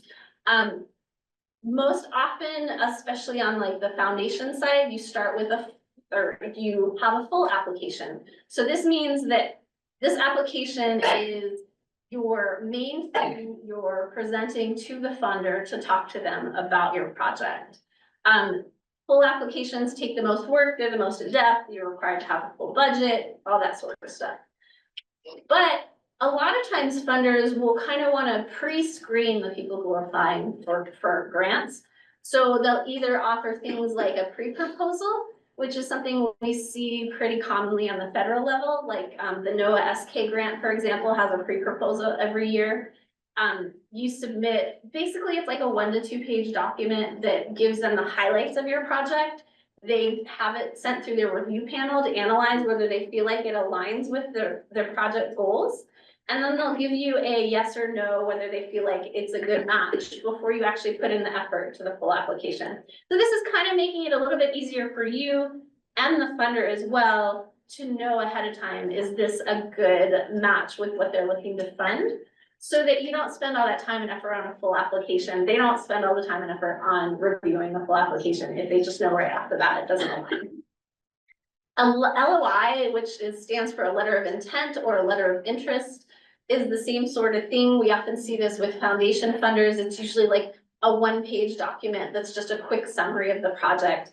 And again, gives them a feel for, is this really aligned with what we want to fund? So most of the times with both pre-proposals and LOIs, the funders will have like an open call for those. They'll review them and they'll come back to you and either invite you or not invite you to prepare a full proposal. Then as far as actually submitting the grants, there are a variety of different formats that grants are submitted through at this point in time. On the federal level, most agencies either have their own specific grants portal or they use grants.gov. Being a business and ready to prepare an application for a federal grant takes some legwork. You have to do things like get registered on sam.gov to get what's called a UEI number. You have to set up your grants.gov login and application or the other specific agency portal application. So it is a bit of an involved process. If you're preparing a federal grant, the reason I'm telling you this, you need to be aware there is about a 6-week time period if you've never applied for one before that you want to give yourself to set up all these federal registrations to apply for something. Other ways that you typically apply for grants are like submission forms. A lot of times, private funders will just have a submission form on their website that you go and fill in the grant application on there. One thing to be aware of with submission forms, they often have character limits on them. And most of the time that includes spaces, which is a key thing to know as you're working on your application so that you don't write 10 pages of content and, oh, you only have 1,000 characters to fit it into. So when you're looking at grants and starting to prepare your grant applications, be aware of what those limits are on things. And then sometimes it's as simple as like a template they want you to fill out and email the organization. And sometimes it's even more simple than that. And it's just a quick email to the organization. So it can vary across the board in complexity, but just be aware you will see a variety of different submission requirements as you're preparing grants. Let's talk about budgets because grant budgets have a variety of terms that you might not understand right off the bat either as somebody totally new to grants. I've already highlighted the importance of budgets and grants. This is where you tell the story of how you're going to be spending the money. So you want to do it in a legitimate way. But how can you do that if you don't understand what they're talking about?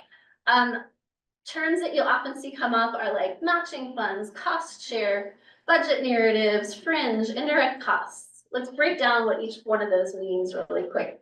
Matching funds. So while it would be great if funders out there just gave you money and let you spend it the way you want, that's not the reality of things. And oftentimes they want to see that you're supporting the project just as much as they are. So the way that funders make sure that happens is they require matching funds.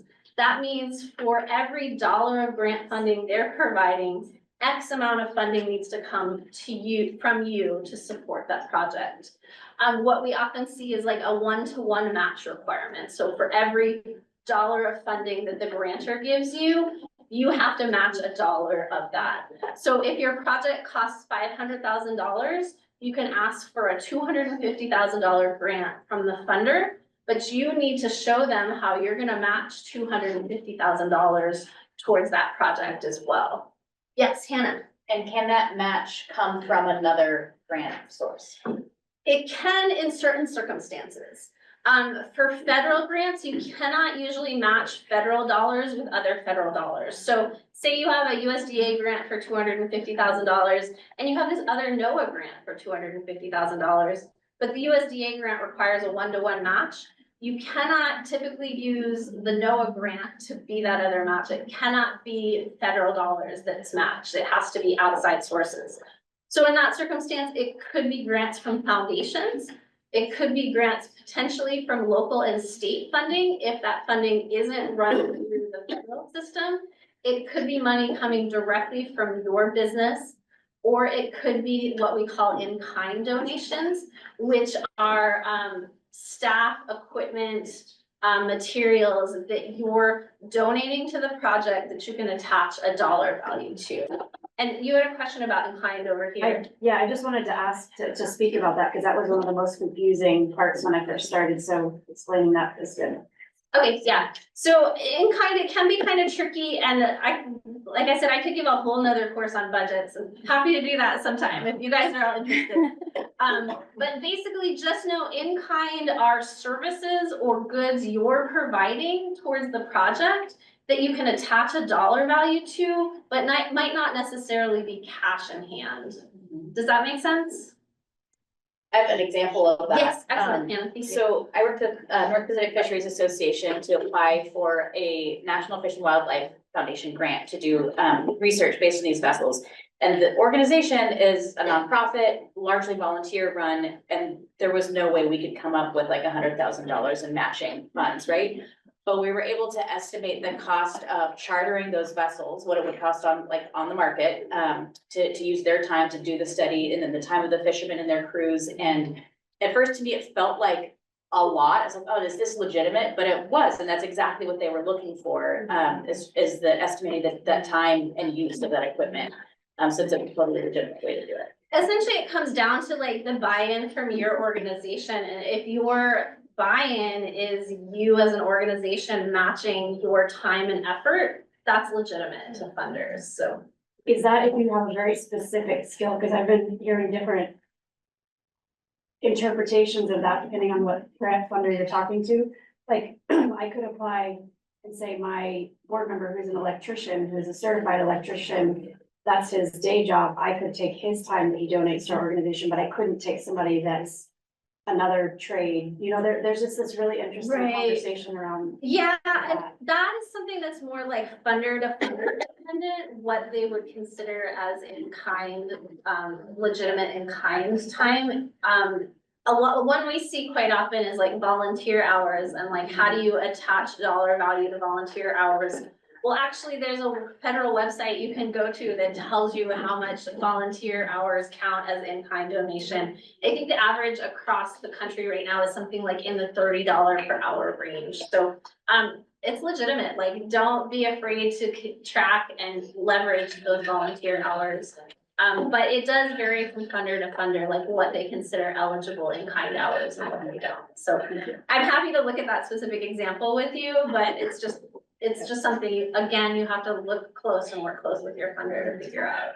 Yeah, Ellen. One of the chat questions are, in-kind matching funds always accepted, or does sometimes it have to be a monetary? Again, it can vary It varies. funder to funder. Most often in-kind is allowable, but there might be some caveats attached to it. Again, like the example I think of is the USDA Value Added Producer Grant, like they allow certain kinds of staff to be matching funds, or in-kind donation of staff to be matching funds, and certain other ones aren't eligible. Like if you're the owner of the business, your time isn't allowable in kind match, but if it's an employee of the business, it is allowable. So again, and I hate to like say this, but it's just the reality of grants. Like you have to look at each specific grant because they're all different, they're all individual, they all have their own unique criteria. They're like snowflakes. So other budget terms, matching funds and cost share are essentially the same thing. They're used interchangeably, so just be aware that you could hear both of those terms. Often along with a budget, so along with like a spreadsheet that breaks out all of your cost categories and amounts, they want to see a narrative associated with that. A narrative is a term you see often in grants. It's just a written explanation. So the budget narrative is your opportunity to explain how you came up with your costs, why they're justifiable, and why it's important for your project. What else? But okay, fringe and indirect costs. This is kind of a whole nother can of worms. Fringe benefits are a term you often see in grant budgets. They're basically all of the benefits that an employee would get. So you have your base salary for an employee, what they get on their paycheck for their hourly rate.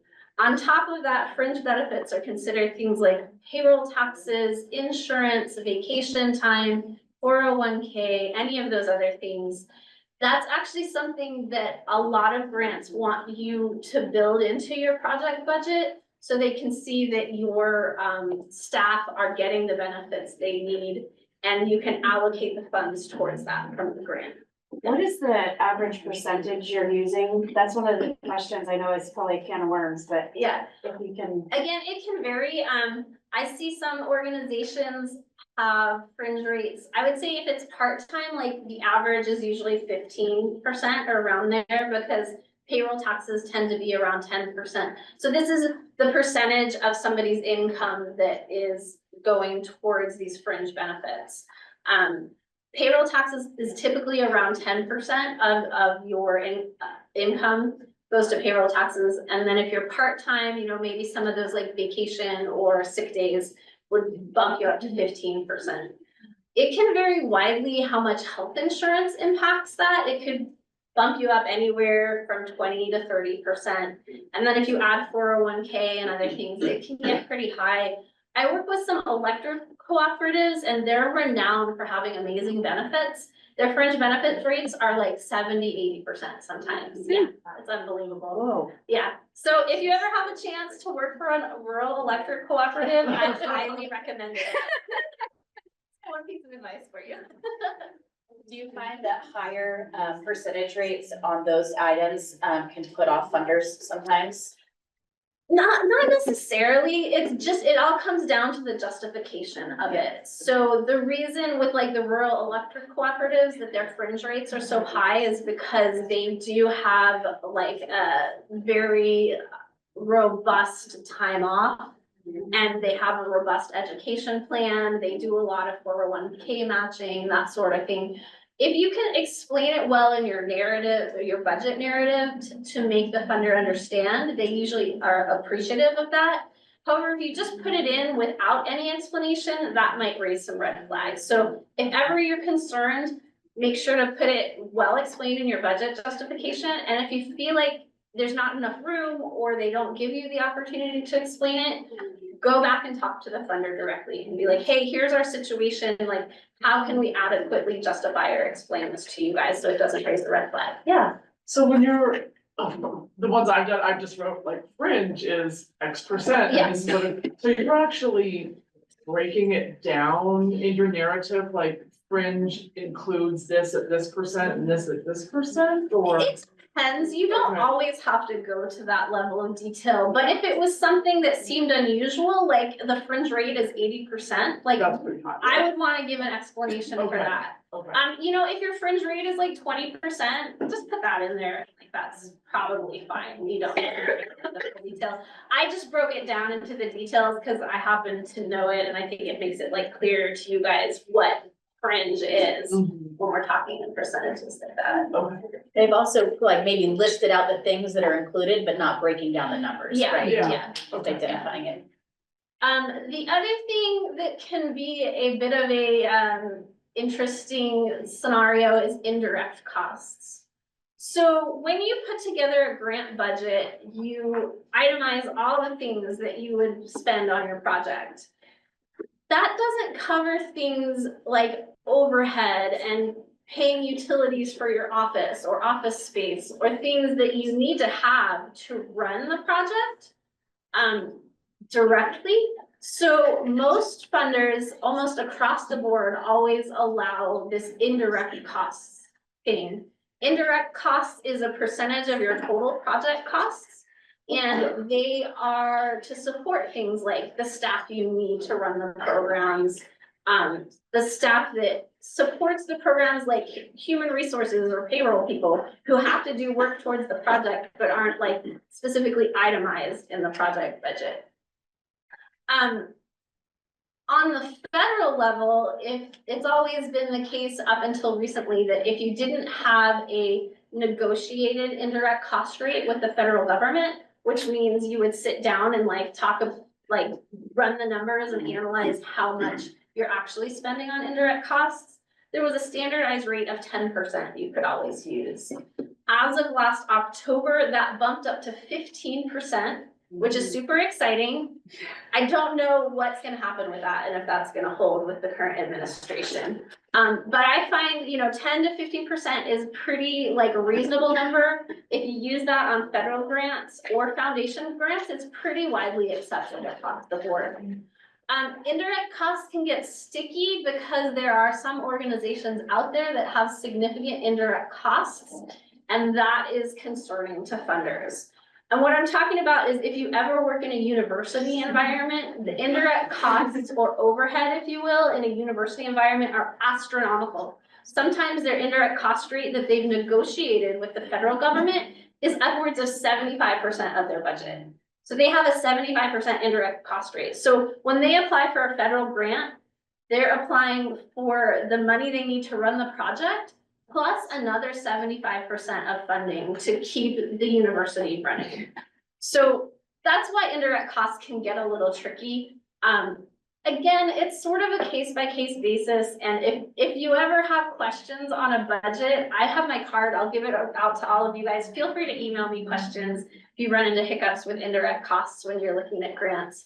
But that should at least educate you enough to have a somewhat of a clear understanding of what indirect costs are.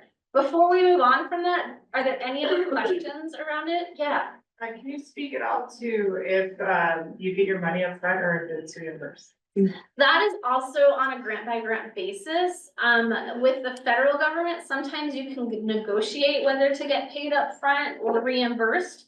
Most often grants are reimbursement grants. So that means that you do have to spend your own money up front.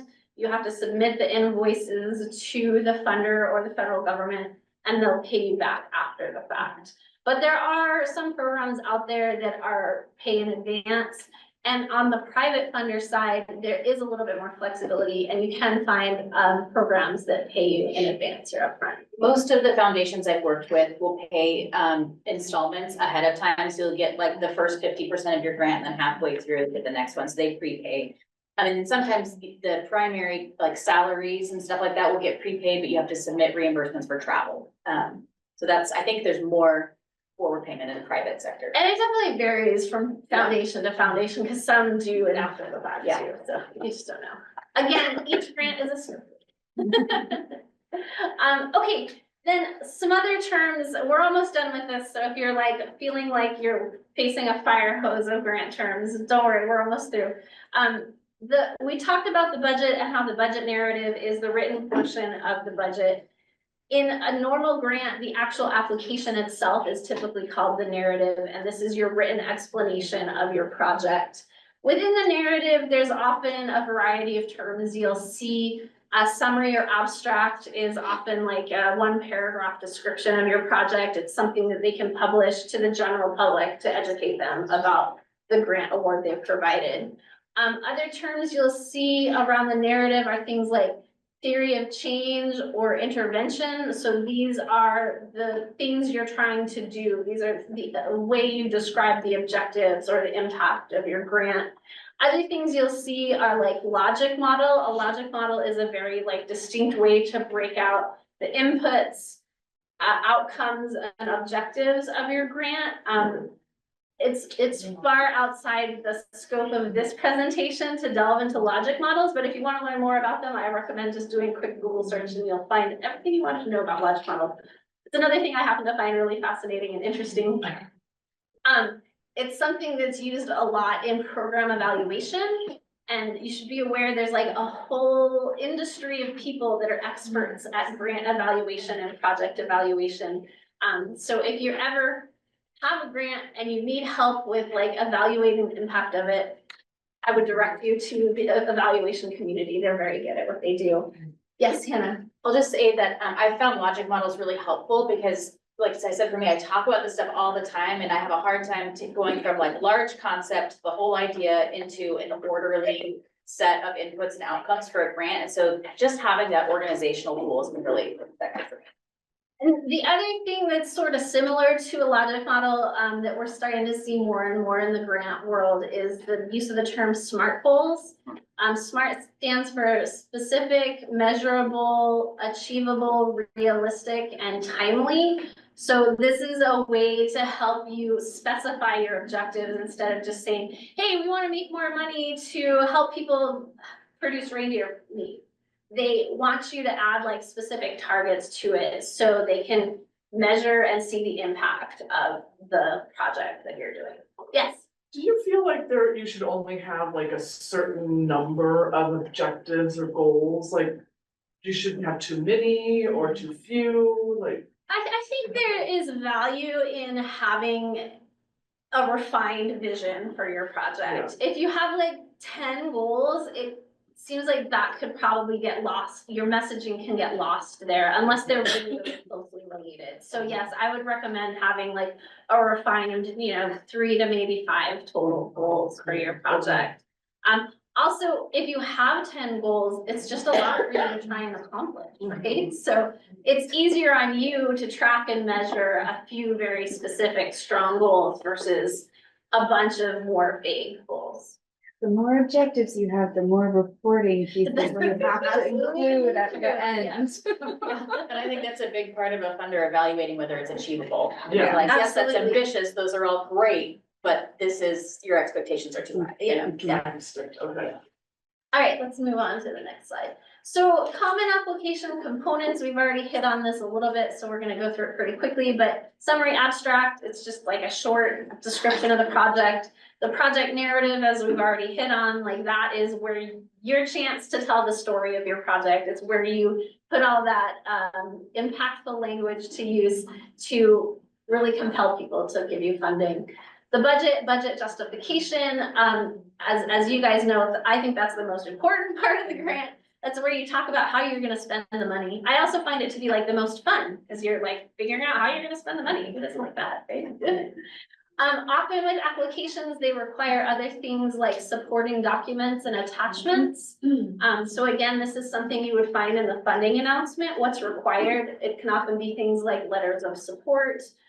It could be supporting data like a business plan or a fiscal plan or a feasibility study.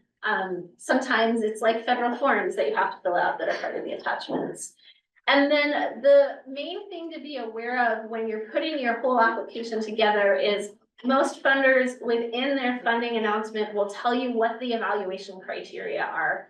These are important to read through and recognize and acknowledge because this is how reviewers are going to grade your grant.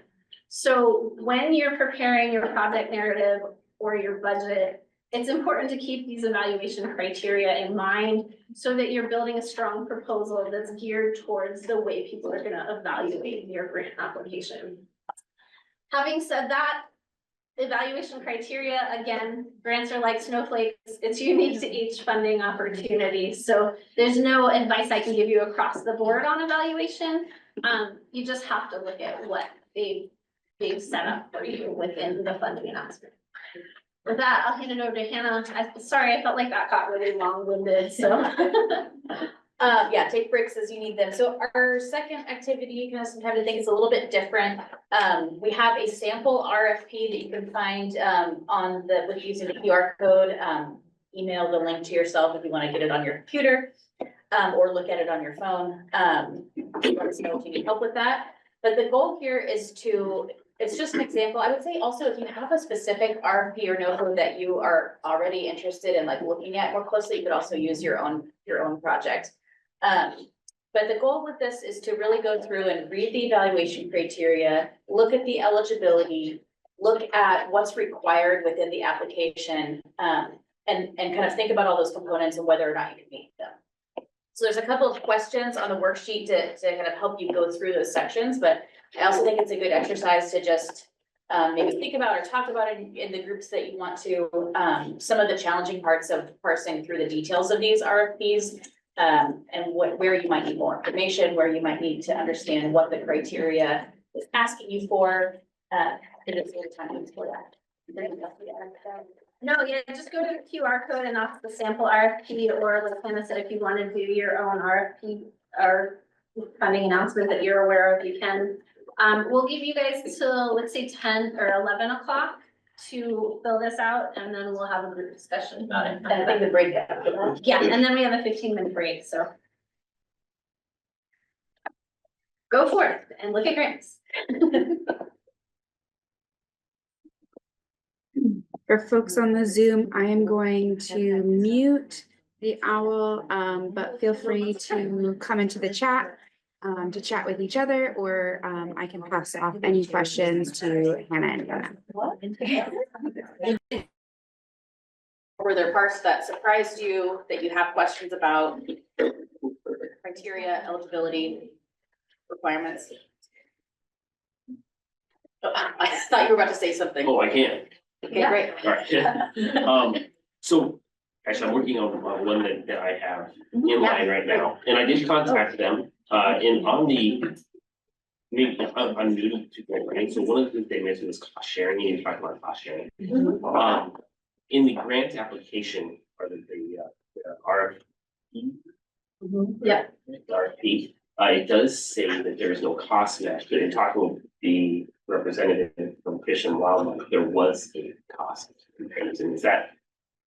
Am I talking about, maybe I should clarify this with them, but is there like a, is that a vocabulary issue that I'm? I don't know, it's pretty unusual, and I would definitely recommend going back to the funder and just clarifying.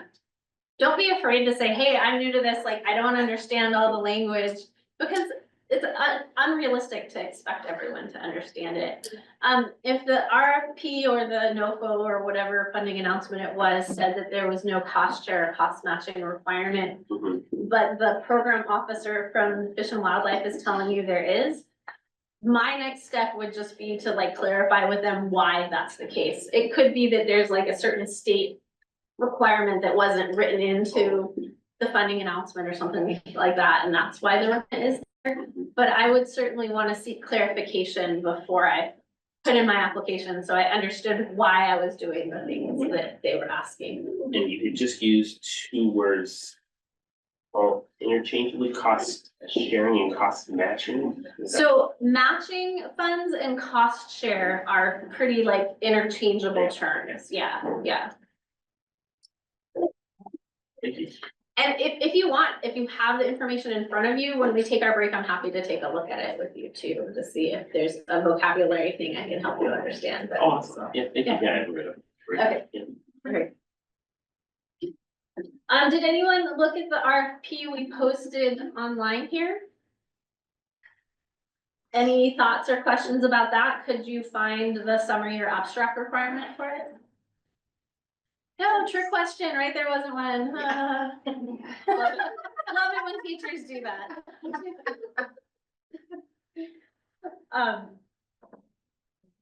Was anybody here eligible to apply for this grant? No, I know. I gave you a bad example, but it was just, the reason we chose this one is because it's a fairly well-written and easy to understand application funding announcement, so. Or for other funding announcements that you are currently working with or have, are there certain parts of like the technical criteria or the application components that have been difficult to meet? That would be helpful to talk through. Not specific one that we're working on, but I'm always curious if anybody else has input onto like how to deal with shipping stuff, Yeah. because I never know if I should, you know, a lot of the grants we're writing because you can get supplies or things, and then trying to include shipping, and we're on the barge system is, you know, I'm sure a lot of people are also here.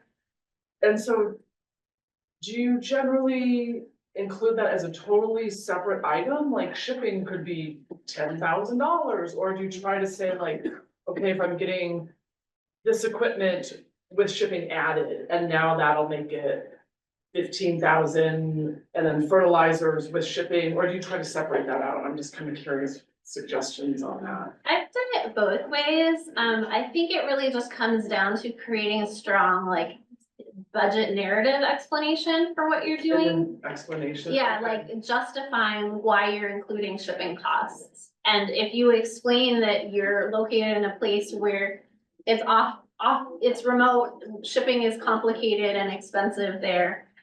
If the funder supports the work you're doing, they'll appreciate that knowledge and understand why it's built into the budget. But if you just say, put that information in, put the dollar value in there, but don't provide an explanation as to why, that's gonna raise red flags or questions, because the funder isn't necessarily gonna understand that. And then with, added to that, like, I know often equipment is 5,000 or more. Is that generally just for the equipment, or is that equipment with the shipping in it? Because the shipping could make Yes. it like a $20,000. It's a good question. Actually, again, last October, when the federal changes happened, they actually bumped it up to 10,000 or more now. Oh, So just okay. something to be aware of across the Okay, board. Yeah. In that case, I would say that's without the shipping included. So the piece of Okay. equipment itself is $10,000 or more, or has a year or more useful life. Yeah. Language. In that scenario, if you're really like trying to separate out supplies versus equipment, you might break out the shipping separately then, and I would put it in like the other budget category. Okay. That's what I would typically do if I broke them apart. If it makes sense to put them as like a one cost, then you would just put it in whatever category it fell in, so like supplies or equipment or whatnot. And again, if you're ever totally unsure, go back to the funder and ask them. So go to Okay. your agency rep if it's a federal grant, or go to the foundation program officer and just ask them about it, because it is a unique scenario that you guys are in where that they're not gonna see all the time. So ask them how they would like to see you approach including shipping, because it's a necessity for you because you're in remote and rural Alaska. Yeah. But it's probably not something they're used to seeing. Yeah. So just a conversation about it is totally valid. Yeah, okay. Yeah, We had a Ellen. question in the chat about understanding the difference and clarifying what planning grants versus implementation grants. Grants, so it says there seem to be a lot of grants for assessments and planning for projects which exclude capital investments or actually implementing a project. Are assessments always outsourced to an outside agency, or are the funds used to pay someone inside an organization to do the planning work? Or what would be the other costs associated for a planning grant?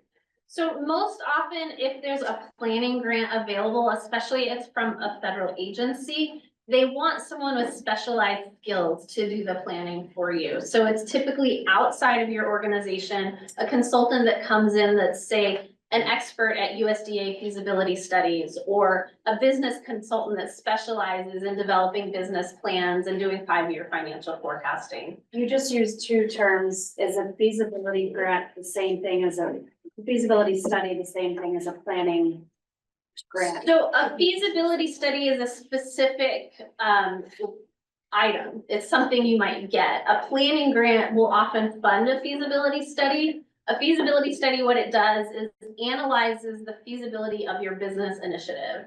So for example, I have a client who does Pacific cod. They did a feasibility study to analyze if they can get higher value for their Pacific cod doing this premium handling method. The feasibility study will come back and say, yes, this is feasible within the market. We, as a feasibility analysis expert, see that you can make X more dollars doing this, and we recommend then you go on and do it in XYZ manner. So, yeah. Yeah, any other questions about that stuff? So really, like, the difference is planning grants help you prepare to implement a project. Implementation grants help you actually do the project. Like we mentioned earlier, oftentimes it's in your benefit to do the planning grant first, because you can get more money overall to support the project. But it also helps you do a lot of this strategic planning stuff to lay the groundwork for your project and set you up for success. It also oftentimes makes you a more competitive applicant for the implementation grant, because you have these documents from an outside source that show what you're doing is of value and is going to be a good business decision or a good decision for your organization. You know, we're talking about feasibility studies in the realm of like a new product. So like, you know, a value added product. But feasibility studies are also often done by communities if they're looking to do like large community investments and changes. They do feasibility studies around workforce development initiatives. They do feasibility studies around putting in new capital infrastructure, so buildings, community facilities, things like that. Bree, did I see your hand up earlier? Or no? Okay. I was just gonna say, just so you know that, that when that change happened federally, anything that was awarded prior to that change didn't get that grace. So all of the regional food business center awards are under the $5,000 rule and the indirect 10%. Which is kind of a bummer. But if you are ever unsure, yeah, if you call where would travel go on our budget, I would let you know. And then, you can also ask, would support documentation help? And that would be helpful if there's not a page limit. So if you're gonna stand out different than another applicant, like if you're applying for a national grant, and you know, Alaska's weird because I award everybody, and you're saying that transportation is like $10,000 and everyone else is 500. And seeing some kind of support documentation that demonstrates that may be helpful, to make your case. You might consider that too. Yeah. And that's why it's important to talk directly to your funders and see like what their knowledge level is, what the scope of applicants they see, and how you can justify what you have in your budget. This might be a good time for 15-minute break. Yeah, why don't we plan on being back at 11:30 and we'll pick up from there. Creating a grant strategy. We talked through some of the components of this already, but I think we can dive into a little bit of more specifics. All right, guys, welcome back. Like I said, I was gonna be a broken record today. I'm totally holding to that. Let's talk about why strategic planning is important for grants. So strategic planning and the tools and initiatives we're giving you guys today will help you develop stronger grant applications. There'll be things that funders are more likely to support, things with clear goals, defined needs, and long-term plans. Strategic planning is not only valuable for your grant planning, though. What we're doing and the questions we're asking you to consider here today are also things that really will help your business resilience long-term. So planning for grants alongside other revenue sources actually supports long-term sustainability. And I found this to be the case over and over again with clients that I've worked with to go through strategic planning and then apply for grants. It really helps develop their business on the long term, whether or not it's grant dependent. It also helps you find better funding matches for the things that you're looking to get grant funding for. As we talked about a lot in the last section, knowing what your business is going after can help you determine eligibility for funding opportunities and help you make you a better, more successful applicant. The other why for strategic planning is it makes your use of time more efficient. Instead of wasting time on grants you're not eligible for or running around chasing grants at the last minute, we're gonna help you determine grants ahead of time, so you have the time and your resources in the most efficient way to apply for things. Finally, it's very clear to funders when you have done the strategic planning. They can tell the difference for sure between a grant that was slapped together at the last minute and something that has been thought out and really well developed and planned. And that helps build confidence in your project from their perspective if they can see that you put the planning in. So we've talked a lot about the why. Let's talk about the how a little bit now. How do you plan strategically for grants? The first thing you want to do is really clarify your vision for your project. You want to define where you are now and where you want to go and include specific goals and projects that need funded. And this is where we started off with that very first activity in this course, identifying what your needs are and how grants could address them.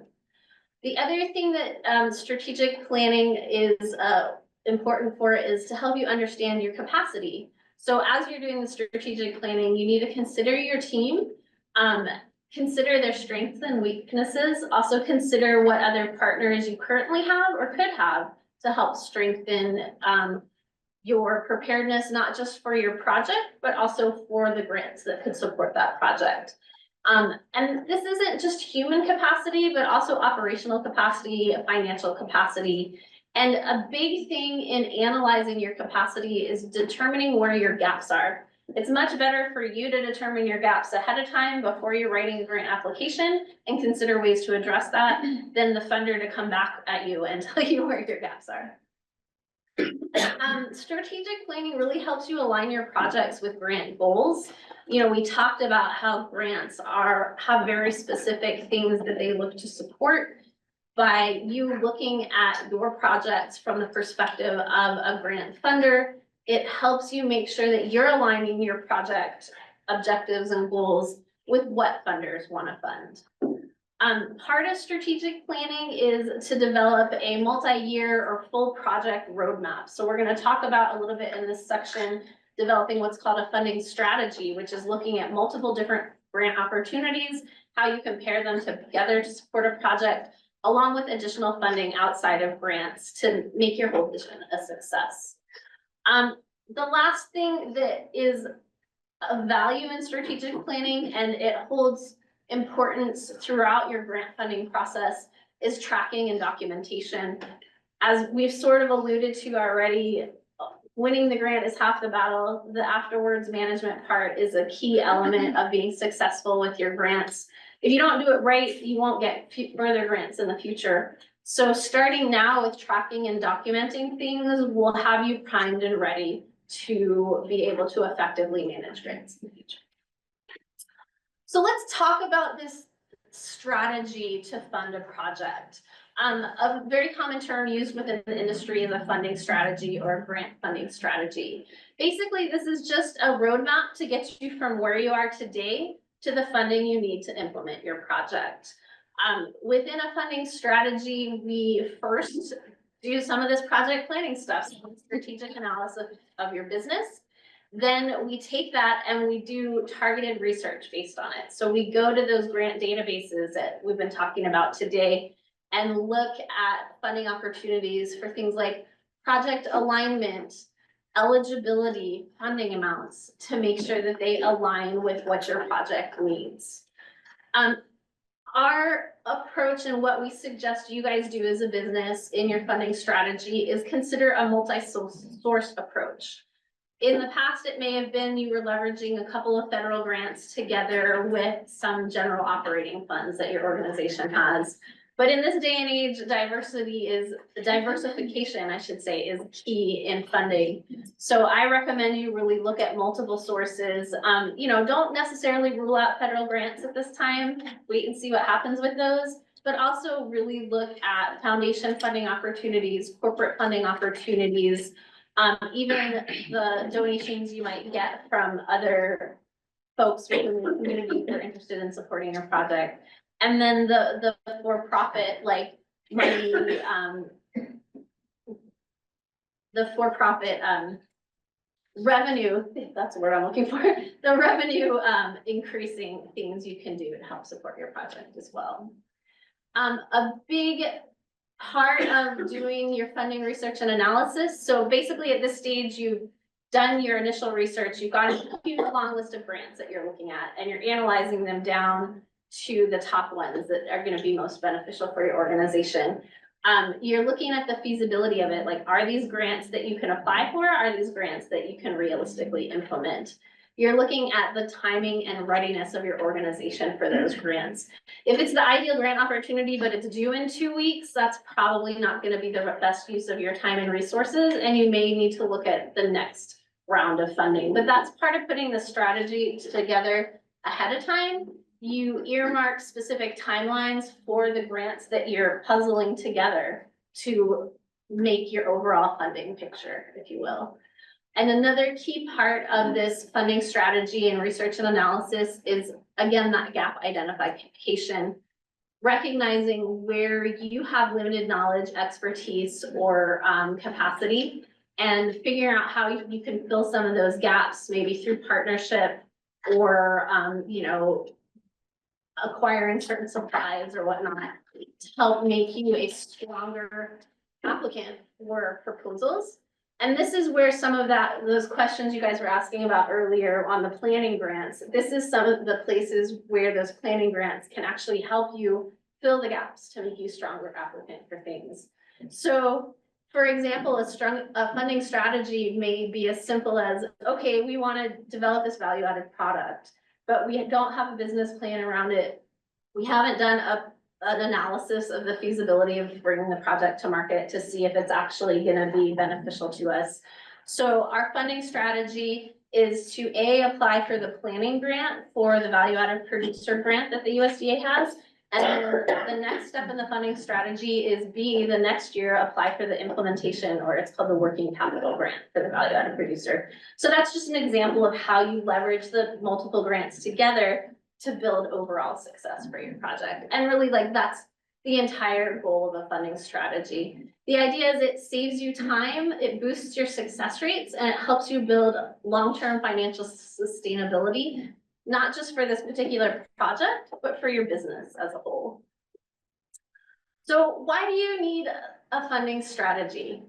First and foremost, we should all understand that grants are not a standalone solution. If you're right now sitting here in this room saying, I want to build a business and I want to use grant funding exclusively to support it, I'm sorry to tell you that that's just not realistic.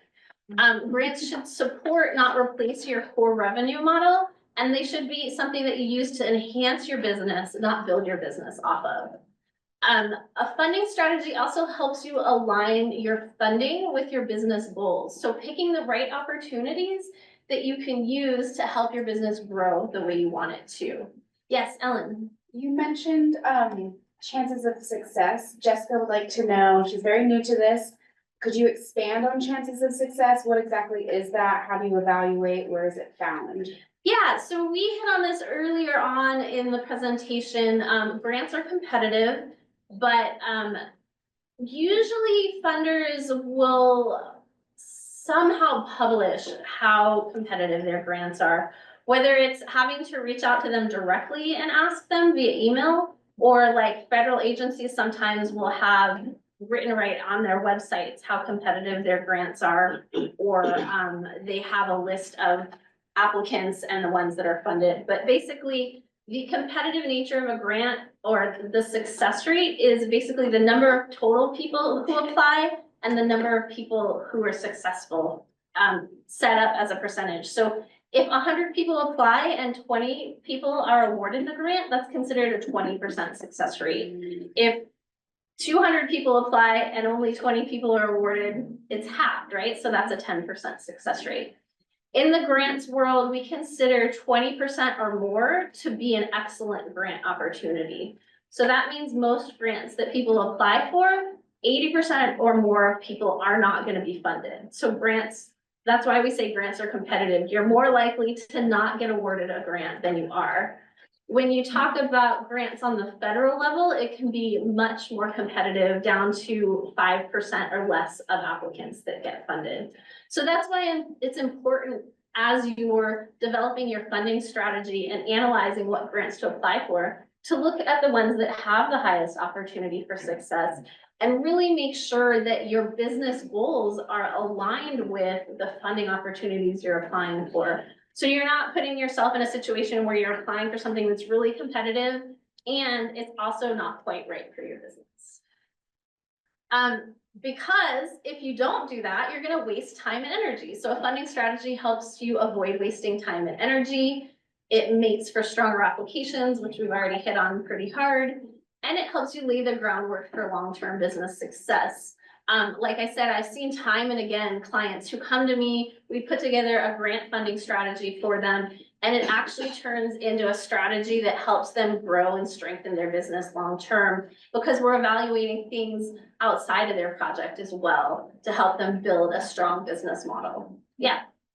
And also I've noticed that, you know, particularly for the federal grants, once people start getting them, you can see their success rate start going up. So the initial investment into the grant feels kind of disheartening. And then if you lose it, then you're like, I'm not going to do this anymore. But I think that if you get that there's a certain language and structure, and if you become successful at that, actually that initial investment is not gonna go to waste, but I think it's kind of hard when you're at the beginning. Because Yeah. it feels too big. You bring up two great points. First off, if you are adverse to failure, maybe grants aren't the right choice for you.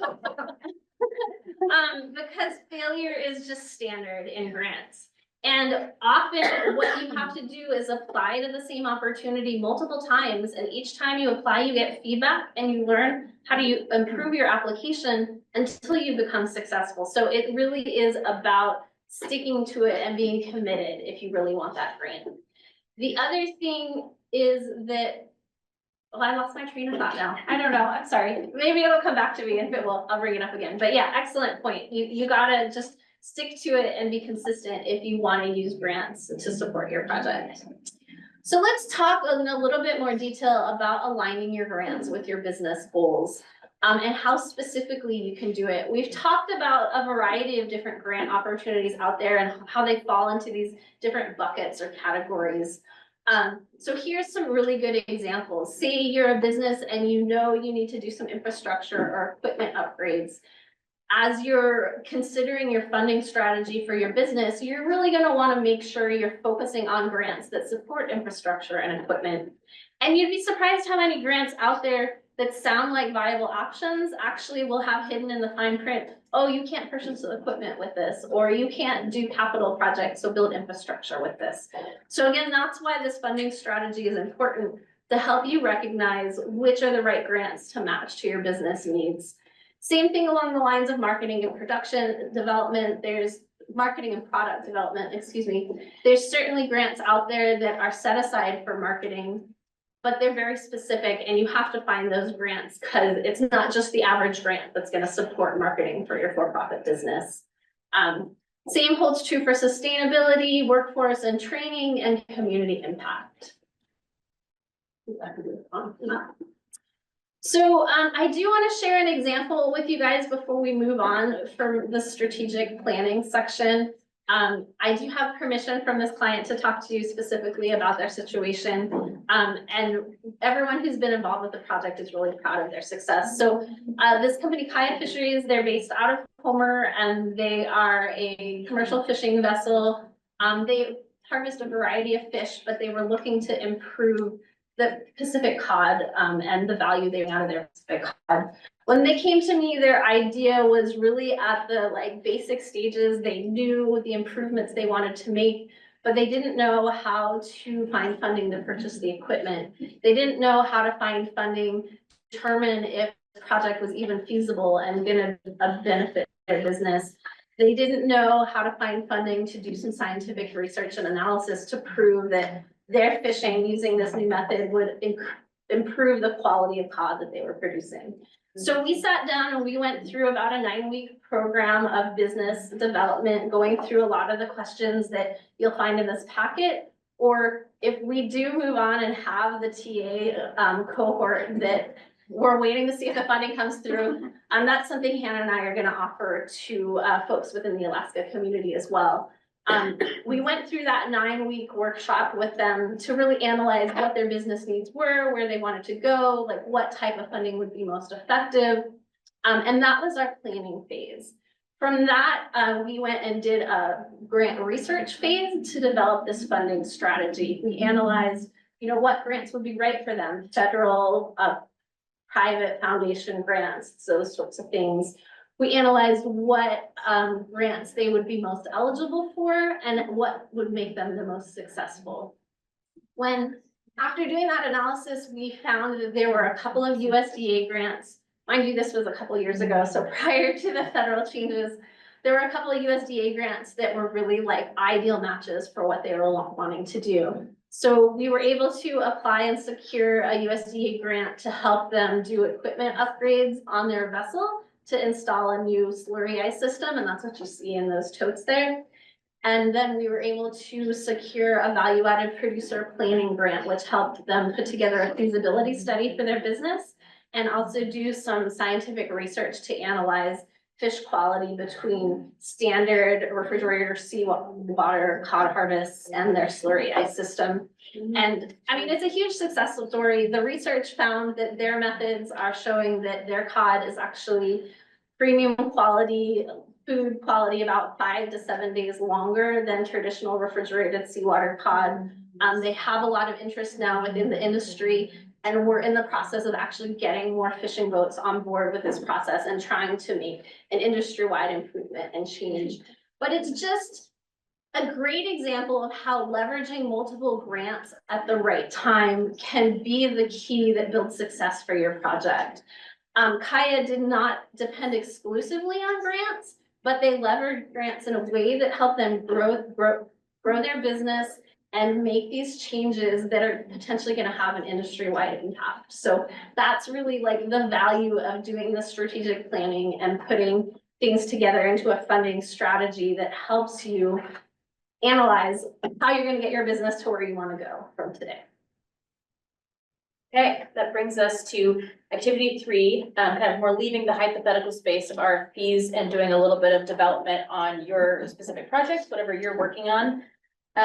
Part 1 is kind of maybe more quickly mapping out the challenge and the planned actions. You could have more than one planned action, like for mine.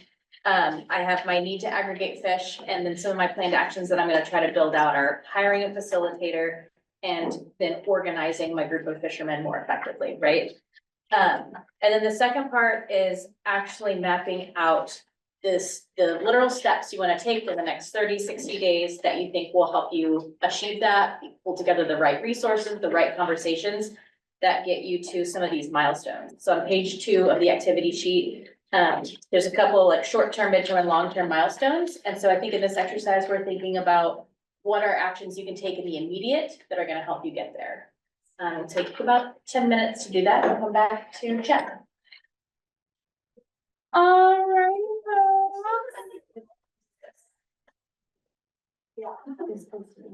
Okay, so we're talking next steps, things that we want to do to move our grant concepts forward. Identify right grant to pursue and share how to talk about them. Anyone feel like sharing some of their immediate action steps? Which includes y'all in the chat. I think we really need to just do some kind of strategic planning in general. Keep going for different grants to just try to like get by. Yeah. And so that's our next step. And I guess I really don't know specifically what grant types, except for like looking for planning grants, I guess it would be. I mean, I don't really know that there was a specific like USGA planning grant, you know, like that. So I would just put down planning grants in general. And then also, basically talking with some other groups in either Southeast or in Juneau about maybe like collaborating and Yeah, it's awesome. partnering. And I have a few identified, but yeah, that we've already kind of talked a little bit too.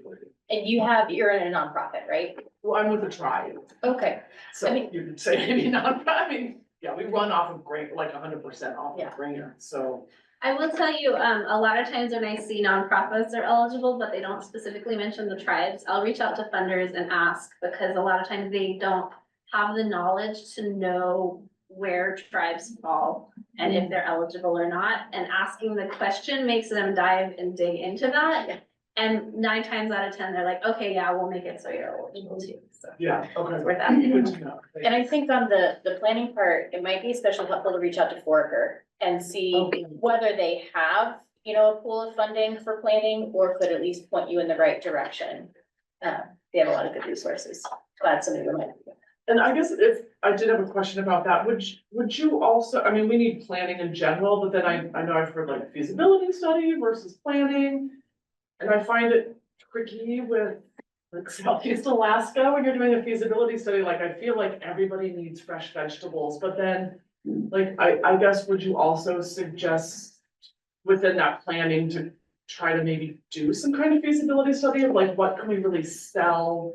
And even try to do any kind of revenue model for growing produce, I don't know. I think a feasibility study would be of value to help you get beyond that stage of like, okay, everybody in Southeast Alaska needs fresh vegetables. But like, talk about the specifics of like how you can help them get fresh vegetables and what your business model is to do that and what kind of revenue model you would have around that.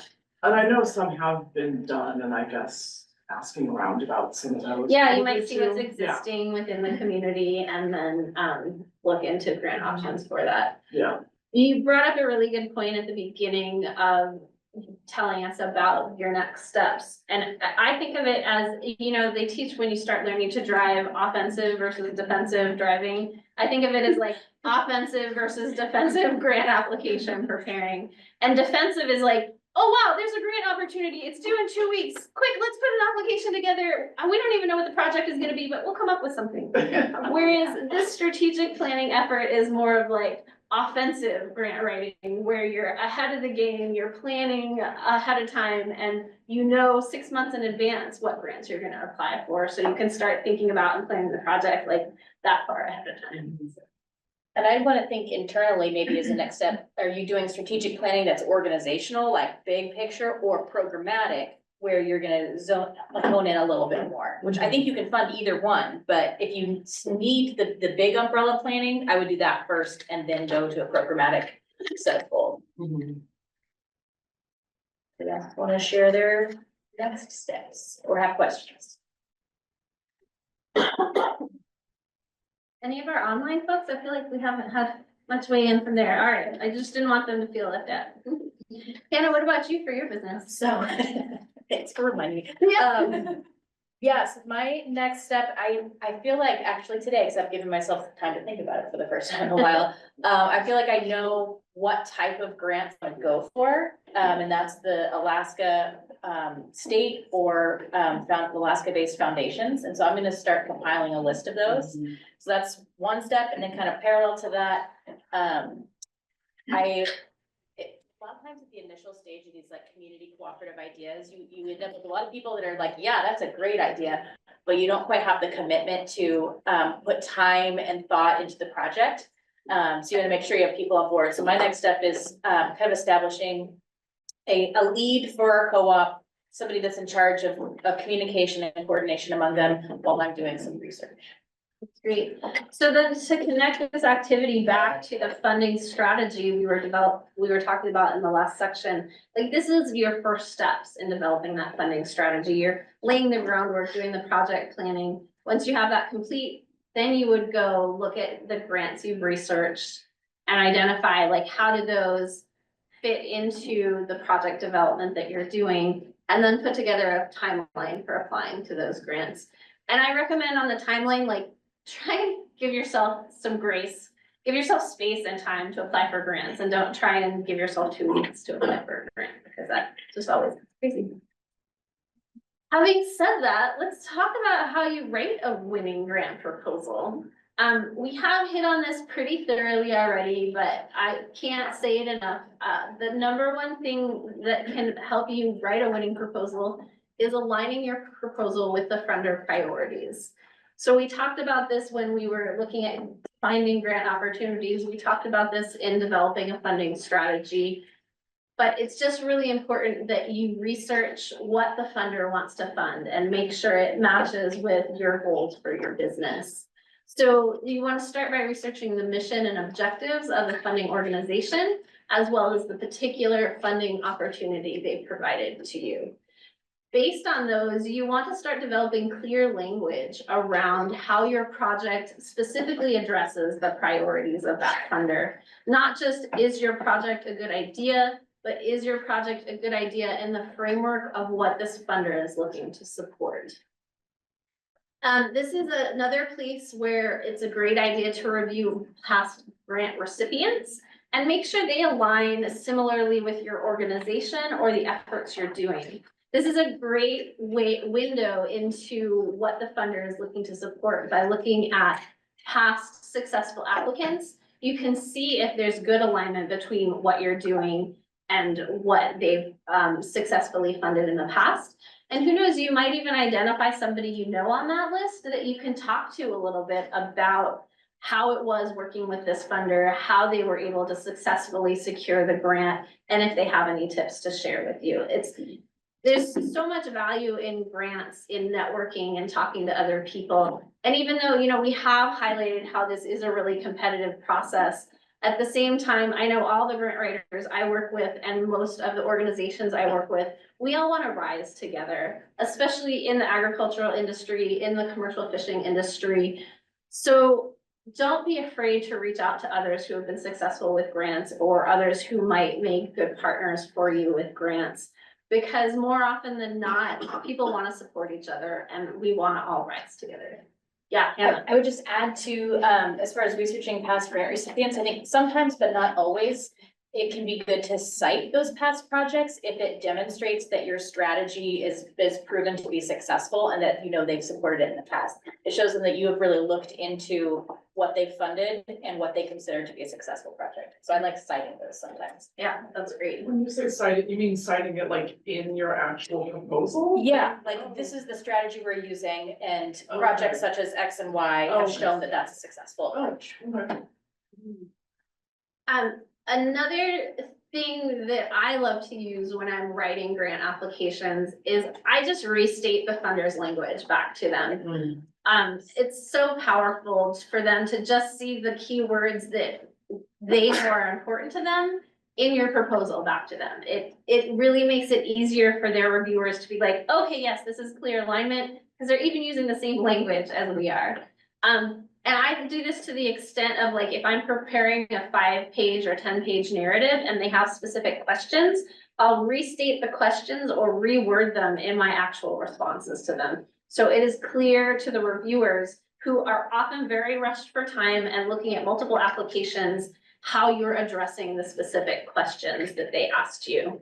And a lot of that comes down to the last point here, the evaluation criteria or application questions. If you have an excellent proposal, but spend only 10% of it addressing the evaluation criteria or application questions, you're not going to be successful. You should spend the majority of the space and time allotted to you to directly addressing the questions that they're asking. I'm sure we can all like wax poetically about how important our project is or the impact, but if they're not asking about that, don't tell it to them. You want to specifically address the things they ask and don't worry about anything else.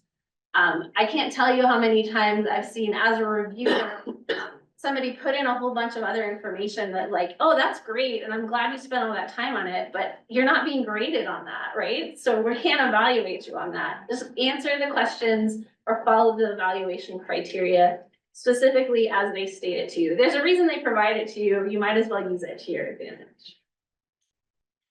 So crafting a strong narrative involves a couple different things. The first is really creating a clear message around your project.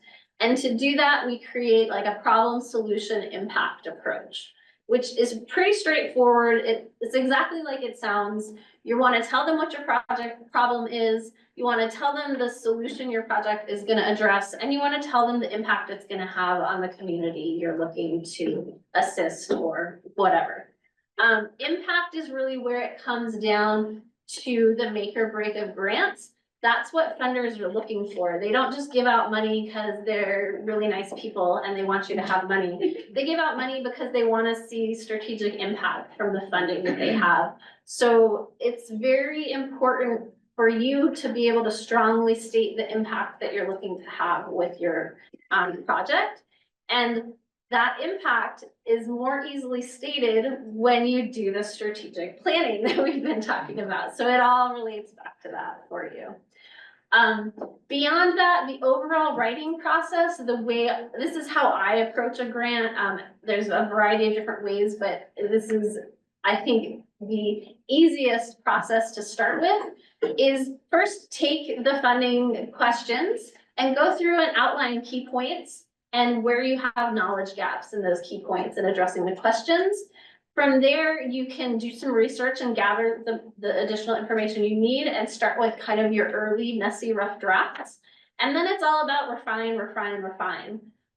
Those of you who have applied to grants before are probably familiar. There's usually limitation on space, whether it's page length or like we were talking about earlier, number of characters you can put in your response to a grant application. My first few drafts, I'm not worried about that. I'm worried about getting all the necessary information on the paper. And then there's the refinement stage of getting it down to size. But often, if it's a 15-page narrative, I start out with like a 25-page document. And I just cut it down until we really get to the heart of like the most important information that has to be provided.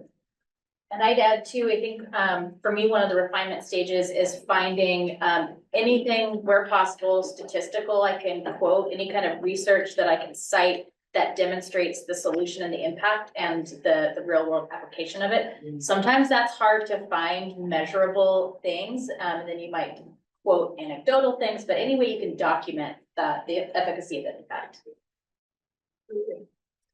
Another really important thing to developing a solid grant application is leveraging your network. And we've already hit on this, the importance of partnerships, using people within your network to fill gaps that you have identified that you have in your project. So ways to leverage your network include collaborating with partners to share technical knowledge, enhance project feasibility, and demonstrate broad industry support.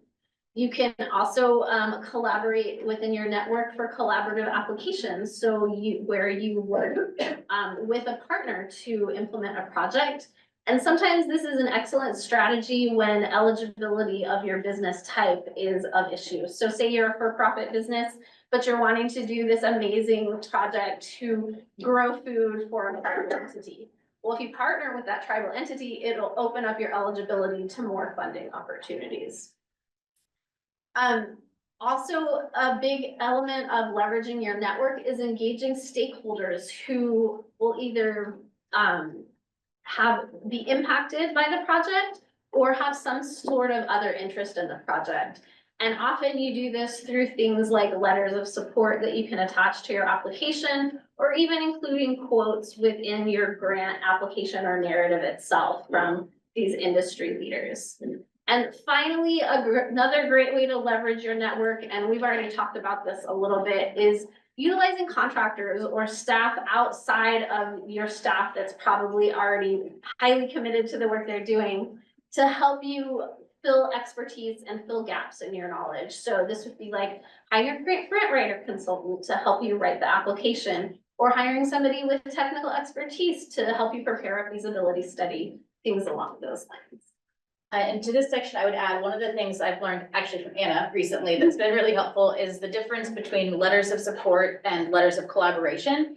And letters of support are great things that can say like, yes, this is a good idea, it would be relevant in our community. But letters of collaboration say like, this is an important project, I will interact with it by providing feedback or by participating in this program. So demonstrating that there are members of your network, your community that want to participate in the effort, not just think it's a good idea, is really effective. And that's something we're seeing more and more with funders now. They're less interested in seeing letters of support, just the generic, hey, we support this initiative, and more interested in seeing like buy-in from folks within your network. And this project is gonna benefit us because of X, Y, Z. We wanna be involved with it because of X, Y, Z. All right, my favorite topic, the importance of crafting a good budget. I have already hit on this pretty hard, but to me, the budget is the whole purpose of the grant, right? It's because you're applying for a grant because you need money. Let's tell them in an exciting and fun way how we're gonna spend that money. You'd be surprised how often you can win or lose a grant because of your budget. It definitely happens. And if you haven't thought thoroughly about your budget and in a realistic way, funders are gonna see that. If you're just off the cuff making up numbers, they recognize that. And most of the time, when people are reviewing grant applications, they have a level of expertise in your field enough to know that your budget numbers are realistic or they're totally made up and completely off base. And that's where the grant budget can make or break your application. One of the reasons I really like budgets too is because I feel like it's a place to optimize funding to meet your project's needs. And what I mean about that is if you thoroughly review a funding opportunity, they'll often list basically budget eligibility and ineligible elements. And this is a place where you can often find things that you don't expect that the grant will support. For example, like some of the small business innovative research grants that are out there actually will support some profit ventures for the business. So you can actually take some of the grant funds back into your business to support your business and help you gain a profit for the work that you're doing. So it's little minute things like this within your budget. If you really look in detail at the funding opportunity, help you get the most out of the funds that are available for a grant opportunity. So really at the end of the day, I feel like grant budgets are like puzzles. You just have to figure out kind of how all the right pieces fit together to build your overall funding needs for your project and for the particular grant. So here's some common grant writing mistakes we see and things that you can try and avoid when you're putting your grants together. First are vague objectives. So it's important that you use clear measurable goals and stick with those SMART goals that we already talked about. So you can really make it clear to funders, hey, this is the impact our project is going to have. Another common grant writing mistake is overpromising on deliverables. So you want to make sure that what you put in your proposal is something that you can actually realistically pull off. Because if you are awarded the grant and you can't pull it off, that is not a good thing. If you do that, you're unlikely to get other grants from other funders in the future. And this just reminded me of the comment that I wanted to address earlier, which is once you win a grant, you're more likely to win other grants. It's an unfortunate thing, but it is a part of the industry right now. People want to fund things that they know are popular and that other people have already shown support of. So often it's like the chicken and the egg scenario. You can't win a grant without having won other grants before, but you can't win that first grant either. But it is definitely like a momentum flywheel. So the more you win grants, the more likely you are to be successful at other grants in the future. And by being realistic with your project goals, that's going to set you up for success, not only on this funding opportunity, but for future ones as well. Yeah. My question kind of piggybacks on what Amy was saying earlier around the fact that sometimes like emphasizing impact, like convincing of like a strong impact is really hard in Alaska because we're serving such small groups of people. And so I was wondering if you had any advice on like how to not over promise, but still make it seem like you're doing an impact. Like, for example, like the grant that I work under says I'm gonna increase the amount of gardeners in the Aleutian Pribilof Island region by 150 gardeners. And it's like, when I dug into that, that's like 20% of the people that I'm serving like becoming gardeners, which seems like a little strong of a thing to do to get like 1 in 5 people to change something. So any advice, on like how to deal with the fact of impact when you're thinking about the number of people it serves just doesn't always seem to be a winning case in Alaska, and like other ways to show impact. Sure. When the numbers are small like that, you know, it is large are the percentages. So often like that's a good strategy. Not we're gonna change, we're not gonna get 150 new gardeners, but we're gonna get 10% of the local population to take on gardening initiatives, which if you only have a population of 1,000 people, that's only 100 people, right? To be 10%. It shows the scope of the impact versus the specific detail of the impact. And that's often a good strategy in like really showing how you impact the community versus just the numbers of it. Does that make sense? Yeah. One of the other things I've done with that is include a robust communications plan. So like document the project, what was successful, and have a distinct plan to share it outside of your immediate organization or region, which I think is actually very valuable in Alaska when we can learn from each other from projects done other places. And then a step beyond that would be maybe part of your final report is a little like roadmap to how you accomplished what you did that can then be shared to other organizations. And so even if, your scale of impact is small, you can say like, I'm hoping that this will, be useful in other places. We have one more question over here. I was kind of just gonna say, like, for some of those portals, you can't do a percentage, like you have to do like one or two, and then it's like, do you waste characters in the limited amount where you have to just, like, where would you put that percentage? Cause a lot of them are like 1 to 100 or 200 to 300 or whatever, and then like your description, you can only do like 500 word characters, which is not enough anyway. Yeah, I mean, one way to address that is to go to the funder and ask what their advice is on that, because clearly they put those strict guidelines for a particular reason. Yeah. Unfortunately, like it is just a case that we're stuck in with grant writing. Character limitations are not the most equitable thing in the world, if you think about it from a variety of different perspectives. But it is the situation we're in, so I don't really have like a good answer. Just that I know it sucks. And sometimes we'll throw in at the bottom of maybe the budget spreadsheet or somewhere where it's an attachment, I'll just like add some extra words just to. That's one way to Yeah. throw that kind of stuff in where you still get the data to them. Yeah. I would, that's a great idea. I would use it judiciously, I guess I'll say. You don't wanna like add a whole paragraph that is a narrative of your project in the end of your budget justification, but you may be able to like work some of those percentage rates and elements into some of the other spots for sure. Yeah. I think this is a follow-up to something that you said, Hannah. When do you know to add a letter of support? Will it be listed as a requirement or should you include it anyway? I think a lot of them articulate some kind of need to demonstrate community involvement in the development of the project or in the impact, and so that's where you want them to be speaking for themselves through either support or collaboration.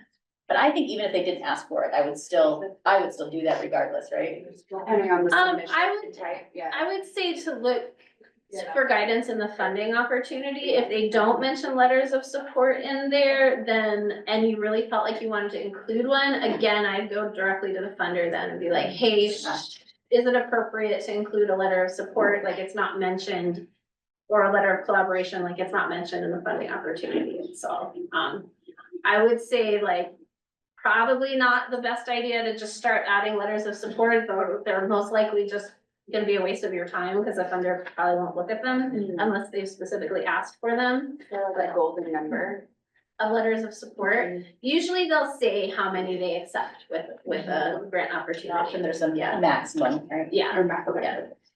The other common grant writing mistakes we see are weak budget justifications. We already hit on this on the last slide. Like if you're inflating your costs or have big costs, like the reviewers are gonna recognize that. So try and be as realistic as possible, keeping in mind that the budget you propose now might change some come implementation time, because we just don't know. Yeah. And just to clarify that word, I guess, with justification is just making sure that when, for example, when you are including shipping or regional costs, within rural, like, for example, rural Alaska, just being able to explain why the cost is significant. Yeah.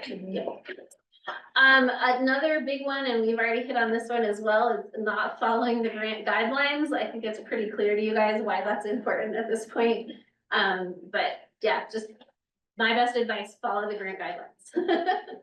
And finally is misalignment. You know, we hit on this a lot when we talked about eligibility, really making sure that your project does align with what the funders want to fund. It's not worth your time if it doesn't. Other proposal components that we see, we already talked about logic models, which is kind of a map of your project from its inputs to measurable outcomes. It's kind of a really good, clear way to demonstrate how your project is, what elements are needed for your project to happen, and then what the results are going to be. Budget narratives, also known as budget justifications, those are your written explanations of the budget elements. Sustainability plans. So we also talked about this in other sections, how it's important for funders to know how you're going to sustain the project or effort beyond the grant funding period. So that's something that should be something you keep in mind when you're doing your strategic development as well.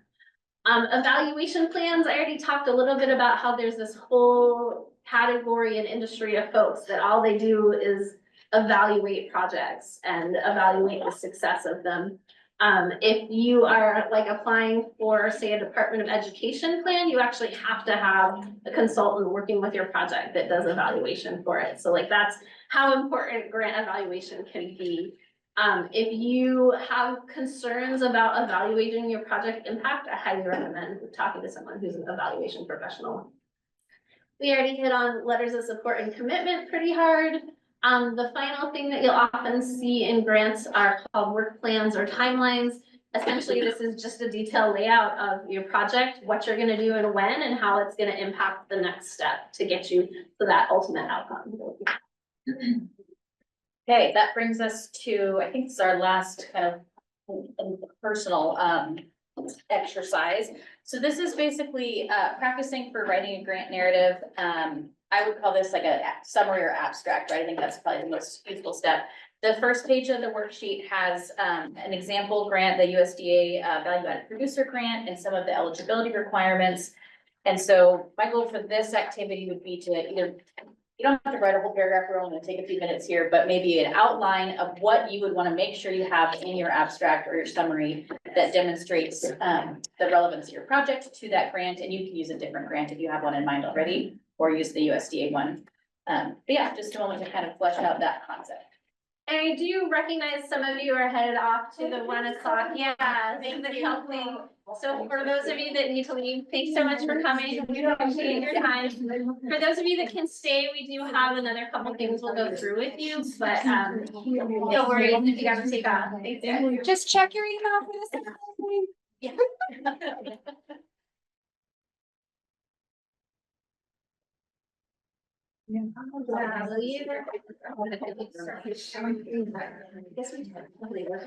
Because I told her to listen to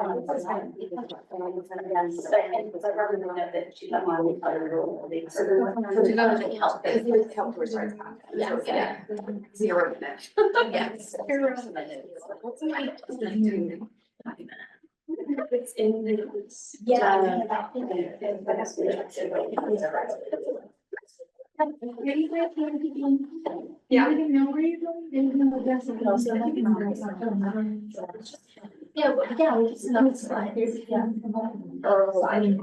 For those of you guys who are leaving, we're gonna send out the rest of the slides too, so you get to see the end of the presentation. Thank you very much. Yeah, so thanks for coming. Could I Okay. bring up something that I'm working on? Yeah, absolutely. This is just a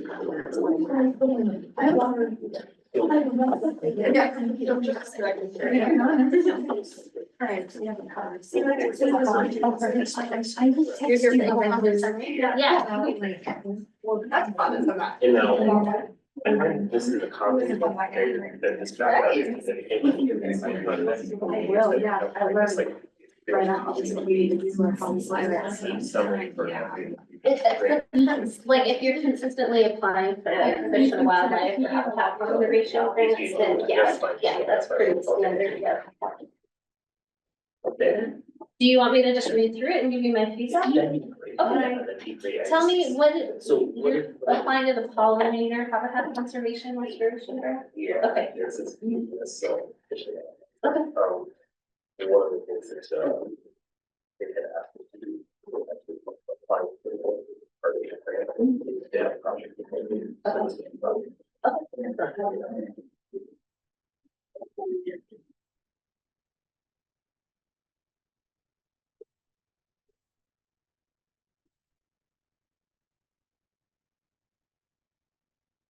Good start. The only thing you might add is maybe like 1 or 2 specific outcomes that you're looking to have. Yeah, just maybe a sentence or 2, so you state that right up front, so like anyone who would look at it can be like, oh, okay, like this is what they're. Yeah.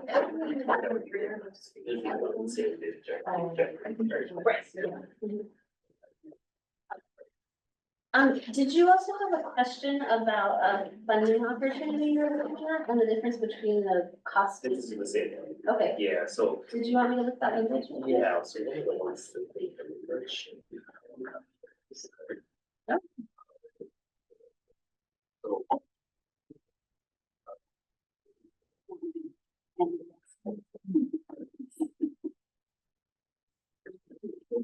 Okay. But yeah, when I talk to them.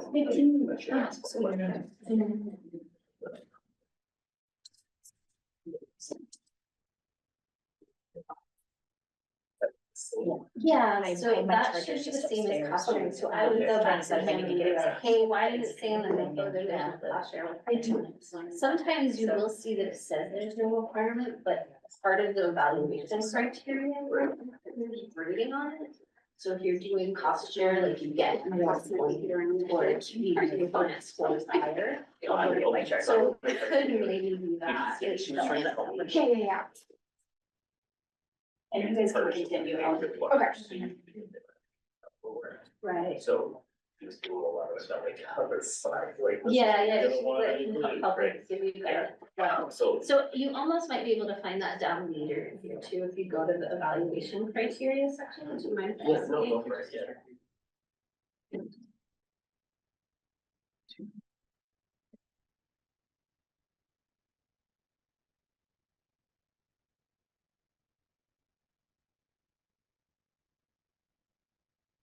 Evaluation criteria is usually like eight.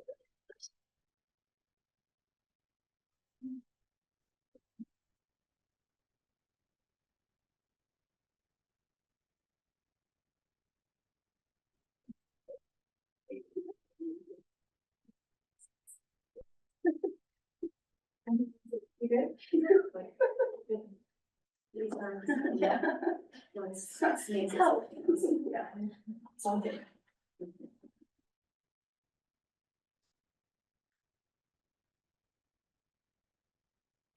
Yeah, so I don't specifically confirm cost share requirements reflected in the budget is all that they say.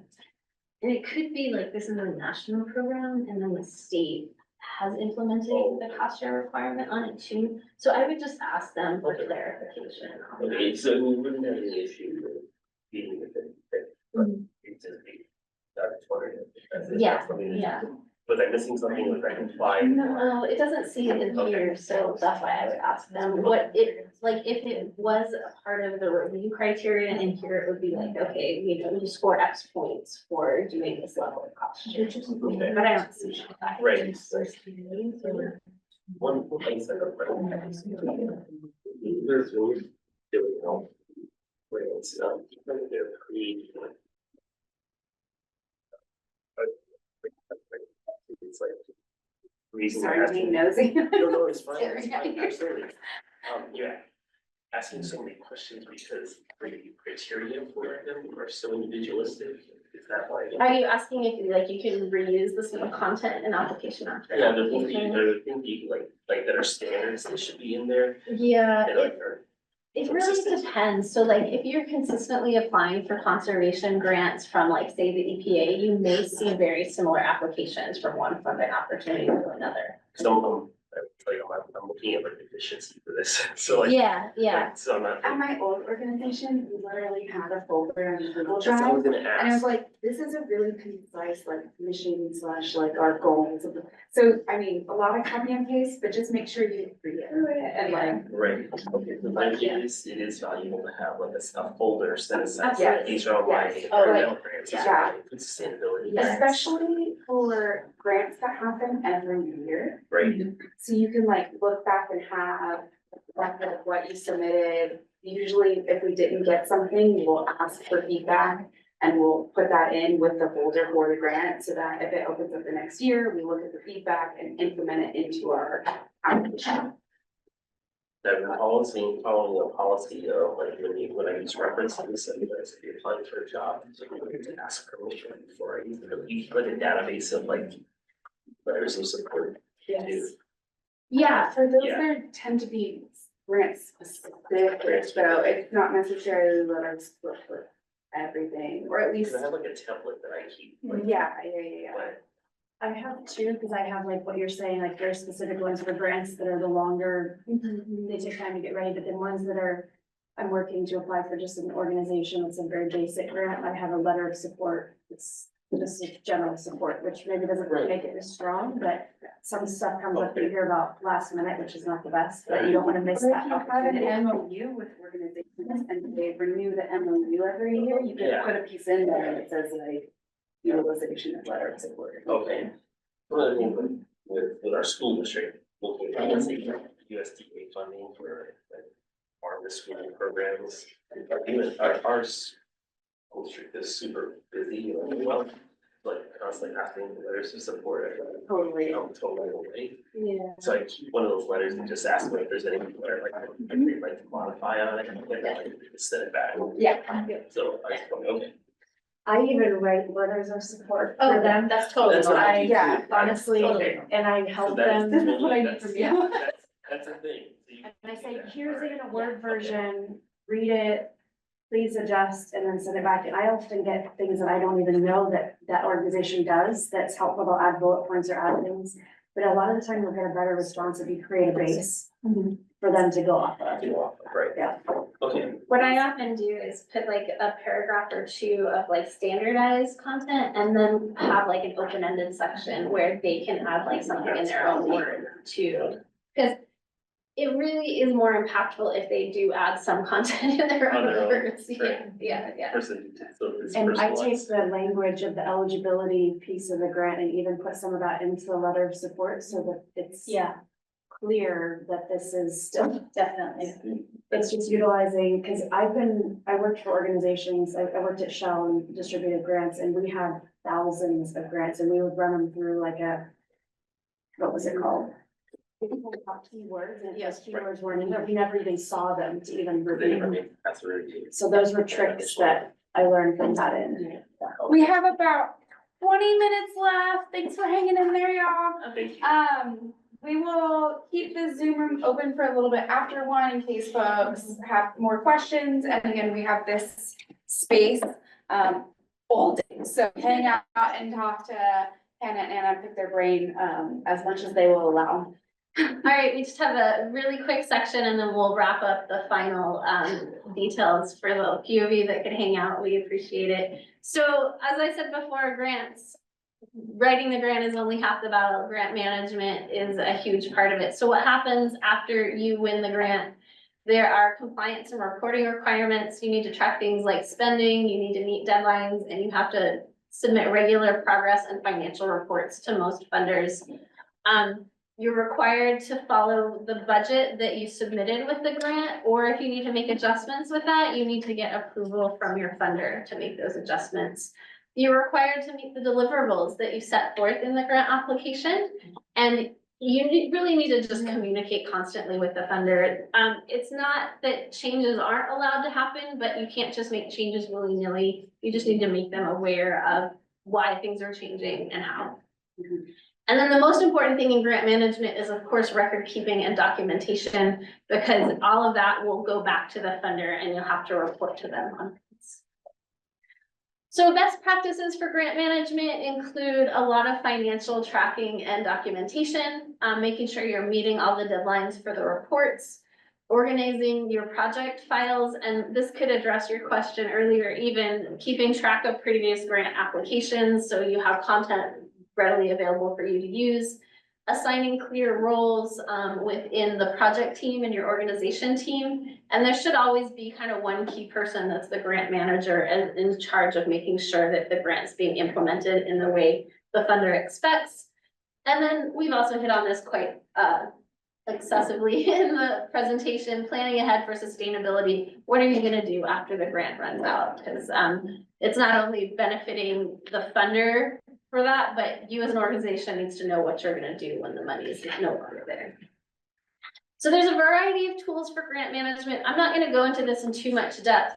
You're certainly welcome to research on your own. There's really like complex advanced grant management tools like Flux Grant Maker.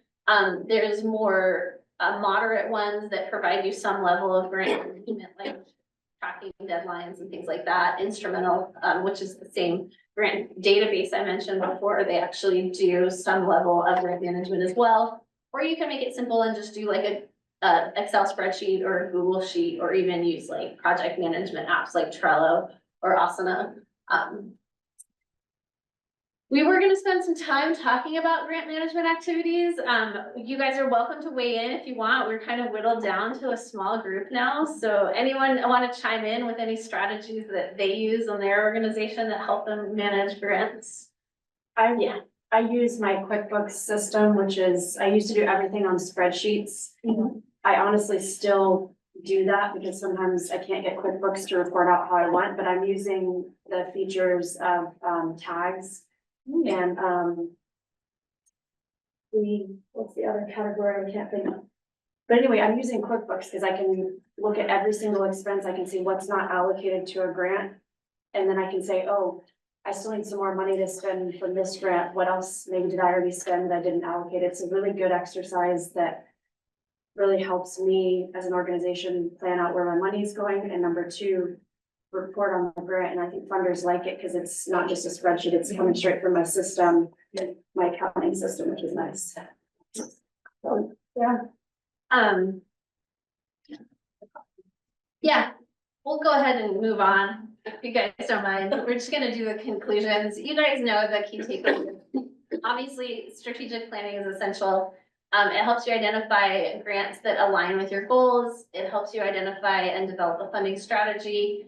All of that leads to you preparing stronger proposals and setting you up for success post-award. Like, that's what we want to see. So thank you guys so much for joining us for this. We do have a few things that you can take home with you.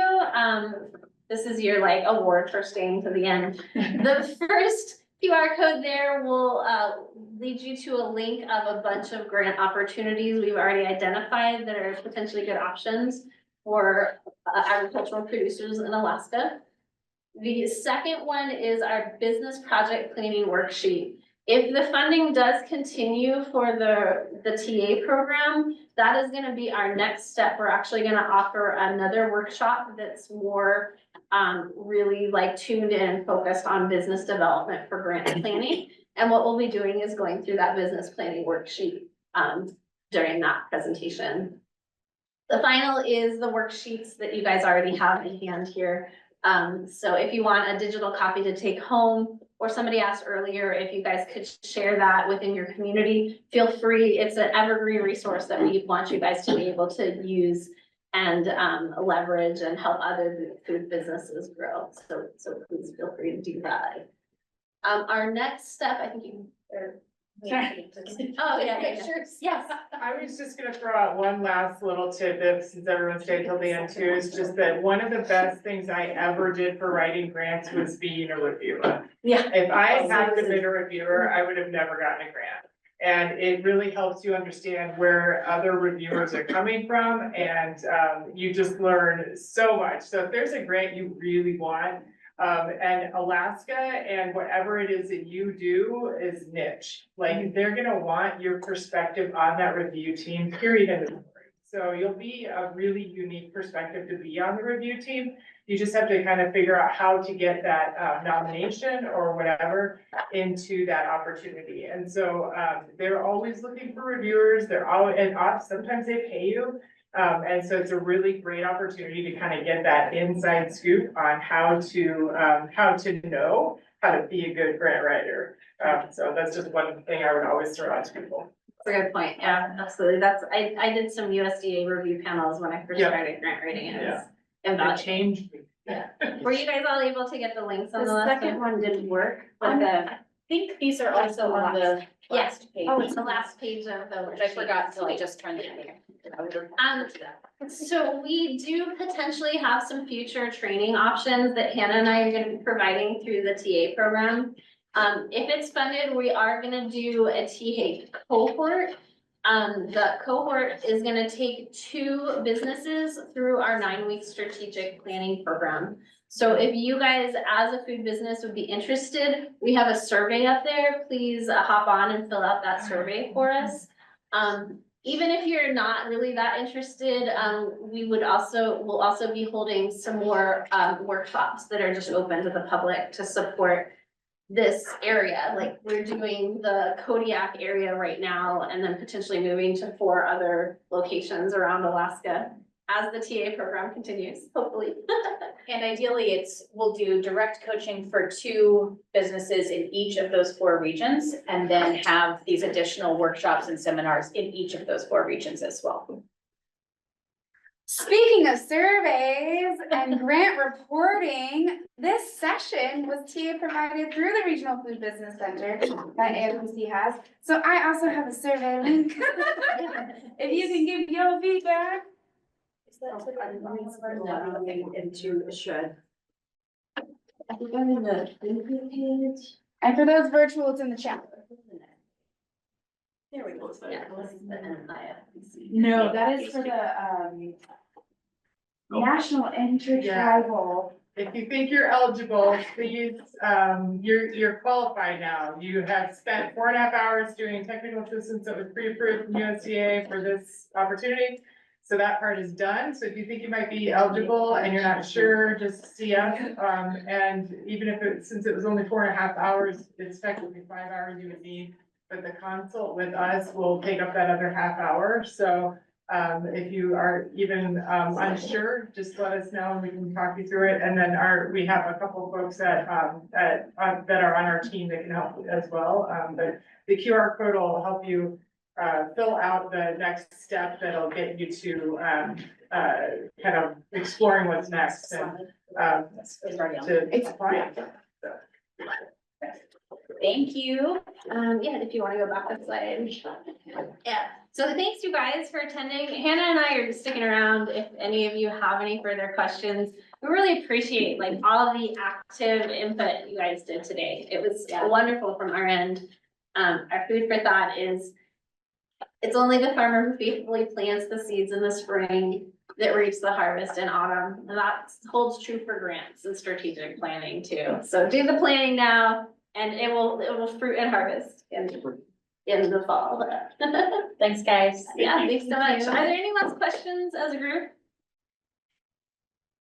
Cool, all right. Oh, and I think Hannah and I both have cards we can hand out. If you ever do have any other questions, feel free to reach out anytime. We're available. And our emails are also on the best practices. Oh, yeah. this one.